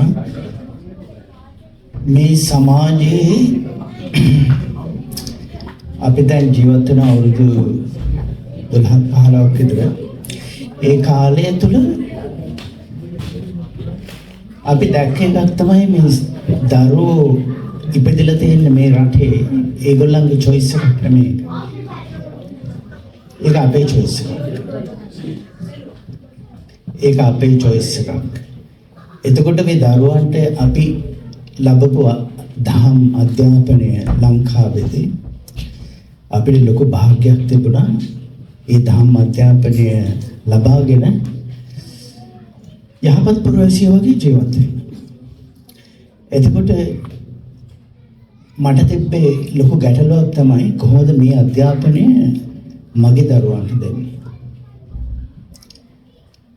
මගේ දරුවන්ට දෙන්නේ කොහොමද කියලා මම කල්පනා කරගෙන ඉන්නකොට කාංචනනගේ මම ආරාධනා කරාද ඇවිල්ලා නැහැද? කාංචනනගේ මට කතා කරලා කිව්වා අපි ආයේ දහම් පාසලක් පටන් ගන්නවා එන්න පුළුවන් ද ටීච් කරන්න කියලා. ඉතින් මම උඩින්ම පිළිගත්ත ආරාධනාව. ඒ පිළිගත්තු ආරාධනාව තමයි අද දක්වා අවුරුදු 12කට පස්සේ මේ ගෙනියන්නේ. අපේ සමිත ස්වාමීන් වහන්සේගේ අනුශාසනාව මැද තමයි මේ සිදුවීම් සියල්ලම සිද්ධ වෙන්නේ. ඒක නිසා මේ ක්‍රෙඩිට් එක අපි හාමුදුරුවන්ට ලඝු කර යුතුයි කියලා මම හිතනවා. මොකද හාමුදුරුවෝ නැත්තම් අපිට මේකක්වත් කරන්න බෑ. කිසිම දෙයක් කරන්න බෑ. අපි කොච්චර බෞද්ධ වුණත් අපි කොච්චර ශ්‍රද්ධාවන්ත වුණත් ඒ දේ කරගන්න බෑ හාමුදුරුවන්ට. එදී අපි හදපතුලෙන් හාමුදුරුවන්ට ගෞරවයෙන් ප්‍රකාශ කර සිටිනවා. මෙතන සිටින හිටින සෑම දෙනාගේම සම්දනාව වෙනුවෙන් ඔබ වහන්සේට ගොඩක් පිං අපේ මේ සමාජයට කරන මේ සත්කාරයට. ඉතින් මම ළඟදී ආටිකල් එකක් කියුවා. ඒකේ තියෙනවා සමාජයේ මිනිස්සෙක් කොහොමද තමන්ගේ වගකීම සමාජයට පුද කරන්න කියලා. ඒක ඇත්තටම බණ කතාවක්. මහින්ද මහා ශාක්‍ය කෙනෙක් මහින්ද බුදුරජාණන් වහන්සේ ඉදිරියට ගිහිල්ලා අහනවා බුදුරජාණන් වහන්සේ ගිහි කෙනෙක් වශයෙන් උපාසක කෙනෙක් වශයෙන් මගේ තියෙන වගකීම මොකක්ද? බුදුරජාණන් වහන්සේ දේශනා කරනවා මහා නාමයට තමන් සීලයේ පිහිටා සිට අනිත් අයවත් සීලයේ සම්පත්තියේ තියන්න කියලා. මම හිතන්නේ අපි දෙමව්පිය වශයෙන් මේ සමාජය තුළ ඒ බුදුරජාණන් වහන්සේගේ ඒ උත්තරය අපි සියලු දෙනාගේ හදවත් වලට මහා ගැඹුරෙන් තියාගන්න ඕන කියලා මම විශ්වාස කරනවා. එතකොට තමයි මේ වගේ සිදුවීම් සිදු වෙන්නේ. තමන් ශ්‍රද්ධාවේ පිහිටලා අනිත් අය ශ්‍රද්ධාවේ පිහිට වීම. ධම්මසලින් කරන්නේ ඒක. දරුවන්ට ශ්‍රද්ධාව ඇති වෙන විදිහට ධර්මයේ කියලා දෙලා ඒගොල්ලන්ගේ ජීවිතය යහපත් කරන්න අපි දරන උත්සාහය උපාසක කෙනෙක් සමාජ සේවයක් කරන දෙයට හොඳ එක්සැම්පල් එකක්. ඉතින් මම ආරාධනා කරනවා මේ ඉන්න අපේ මේ බ්‍රැක්නල් වල ජීවත් වෙන සෑම දෙමව්පියන්ටම මේ දේවල් වලට සහභාගී වෙන්න කාලය හොඳයි දැන්. අපි දරුවෝ ලොකු වෙනවා. ඒගොල්ලන් උසස් අධ්‍යාපනය ලබන්න ලෑස්ති වෙලා ඉන්නවා. පොඩි ළමයි අමාරි නංගි කිව්වා වගේ අර දරුවෝ කිව්වා වගේ අමාරි නංගි ආවේ නැත්නම් ඒ දරුවෝ ටික යම් කිසි අපහසුතාවයකට පත් වෙනවා. ඒක ලොකු පිනක්. මේ වගේ පින් කරන සමාජික ජීවත් වෙන්න ලැබීමත් ඔබ අප සම කරලා තිබුණු විපාකයක් ඵල දීමක්. ඒ වගේම තමයි මම විශේෂයෙන් අත්‍තරම මේ දහම් පාසලේ දෙමව්පියන්ට විශේෂ ස්තුතියක් කරනවා. අපි කොච්චර දහම් පාසලේ ලැබි වෙලා උගන්වන්න ආස වෙලා ආවා දෙමව්පියන්ගේ ඒ ආශාව නැත්තම් ඒ උවමනාව නැත්තම් අපිට ඒ කර්තව්‍ය කරගන්න බෑ හම්බුනේ. ඒතර මේ දෙමව්පියෝ තමන්ගේ දරුවගේ අනාගතය ගැන හිතලා මේ කැපවීම මේ කාලය ශ්‍රමය ධනය සියල්ල කැප කරලා මේ කරන කැපවීම ඇත්තටම ඉතාමත්ම අගය කරන්න අවශ්‍යයි. ඒක විශේෂයෙන් මගේ ස්තුතිය උපද කරන්න කැමති දෙමව්පියන් වශයෙන් අමාරි නංගිට මාලි නංගි බීලා නංගි ඒගොල්ලෝ එකතු වෙලා මේ අනිත් දෙමව්පියන් ඔක්කොම එකව කරගෙන පුදුමාකාර වෙහසක් මේ දවස් ටිකේ අරගත්ත මේ උත්සවය මේ ආකාරයෙන් පවත්වන්නට. ඉතින් මගේ හද පිරි සතුට සෙනෙහස ඒ දෙමාපියන්ට මම උපද කරන්න කැමතියි. ඒ වගේම අද අපේ සමිත ස්වාමීන් වහන්සේත් අලුත් ස්වාමීන් වහන්සේලා දෙනමකුත් මේ අවස්ථාවට වැඩම කරලා තියෙනවා. ඉතින් සමිත ස්වාමීන් වහන්සේට සෑහෙන වැඩ තියෙන අතරතුර තමයි අපිට අපේ වචන අහක දාන්න බැරි නිසා මේ අවස්ථාවට සහභාගී වෙලා අපිට ශක්තිය ධෛර්යය දෙන්න මේ අවස්ථාවට වැඩම කරේ. ඉතින් අද දවසේ අපි බුදුන් වන්දනා ගාථා කියලා දරුවන්ට ධර්ම ඥානය බෙදා ගන්න අවස්ථාවක් දීලා මේ සියල්ල කරලා අපි කරපු පින්කමේ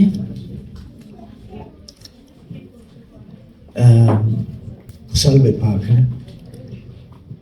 සියලු දෙවියන් අවබෝධ කරගනිත්වා ශක්‍ර දේවේන්ද්‍රයන් ඇතුළු සතර මහා දෙවිවරුන් ඇතුළු සියලුම දෙව්ලොව වැඩ වාසය කරන සියලුම දෙවියන් මේ පින් අනුමෝදන් වෙත්වා.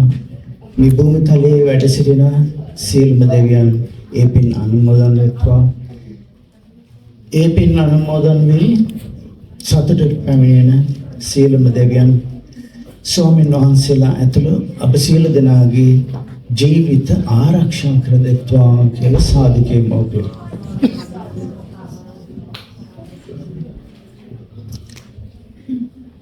ඒ වගේම අපේ ස්වාමීන් වහන්සේලාගේ නමින් මියගිය සියලුම ඥාති මිත්‍රන් හිතවතුන්ගේ අප සියලු දෙනාගේ නමින් මියගිය ඥාති හිතවතුන්ගෙන් යම් කිසි දුකකට පත්වියත්නම් ඒ සියලු දෙනාද මේ පින් අනුමෝදන් වී ඒ දුකින් මිදෙත්වා කියලා සාදු කියනවා.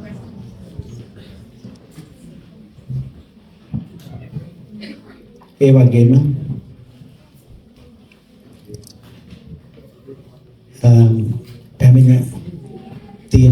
පැමිණ මේ අවස්ථාවේ පැමිණි සෑම දෙනාටම බොහොම ස්තුතියි. හාමුදුරන්ට මම හිතන්නේ අපි යන්න අවසර දෙන්න ඕන. මොකද හාමුදුරන්ට තව උත්සවයක් තියෙන නිසා දෙමෝපියන්ට අපේ දහම් පාසලේ දෙමෝපියන් සියලු දෙනාම රාත්‍රී භෝජන සංග්‍රහය ලෑස්ති කරලා තියෙනවා. ඒගොල්ලන්ට අපි ඊටම ආදරෙන්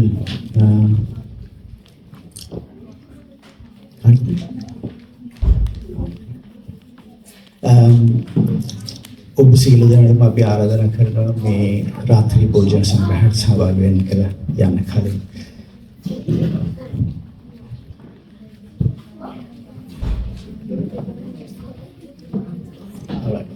අපි මේ දහම් පාසලේ දරුවන්ගේ වෙසක් උත්සවයේ වෙනුවෙන් ඒගොල්ලන් මේ ලිපියක් හැම ළමයාටම ලියන්න කියලා කිව්වා. ඒගොල්ලෝ ලියපු ලිපි එකතු කරලා පොඩි පොත් පින්චක් හැදුවා. ඒ පොත් පින්ච බෙදා දීමේ වැඩ කටයුතු අපි ඉවර කළා. වැඩසටහන අවසන් කරමු.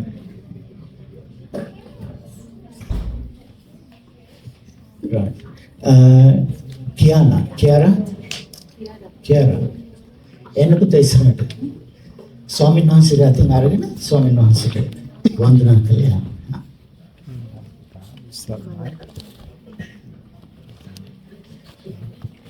Next one, Litumi.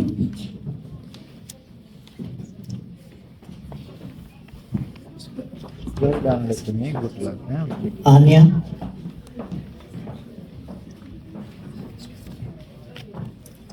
Sadhu. Sarah. Sadhu.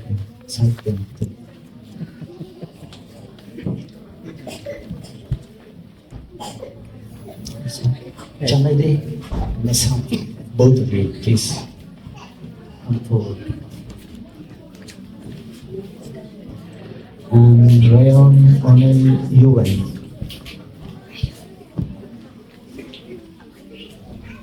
Yeah. Well done. Very good.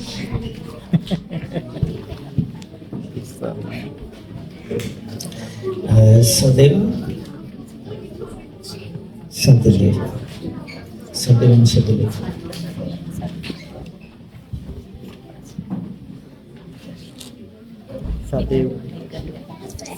Diliti Odari.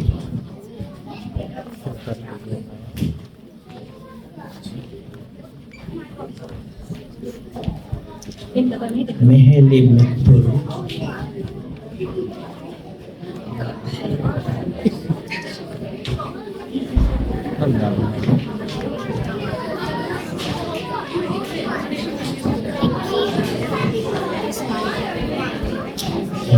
Gitu bedanya.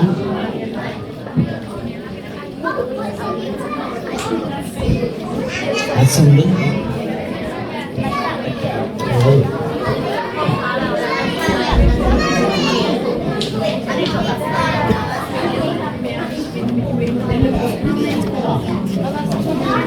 Well done, Hasindu.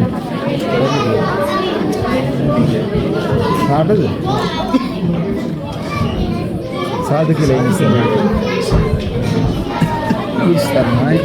This is really nice, okay? It's a beautiful magazine. Very good, yeah? You did very well.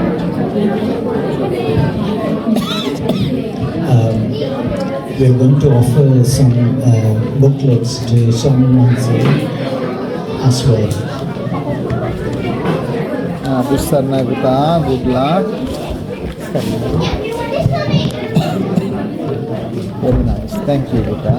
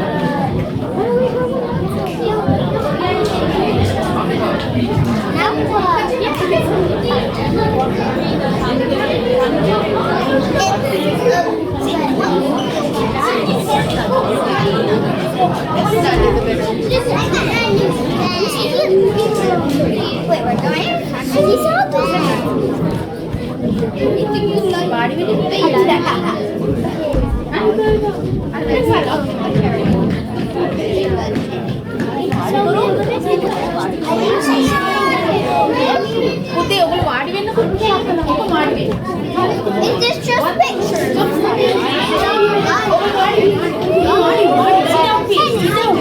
Sit down, please. Sit down. Wait, cross-legged.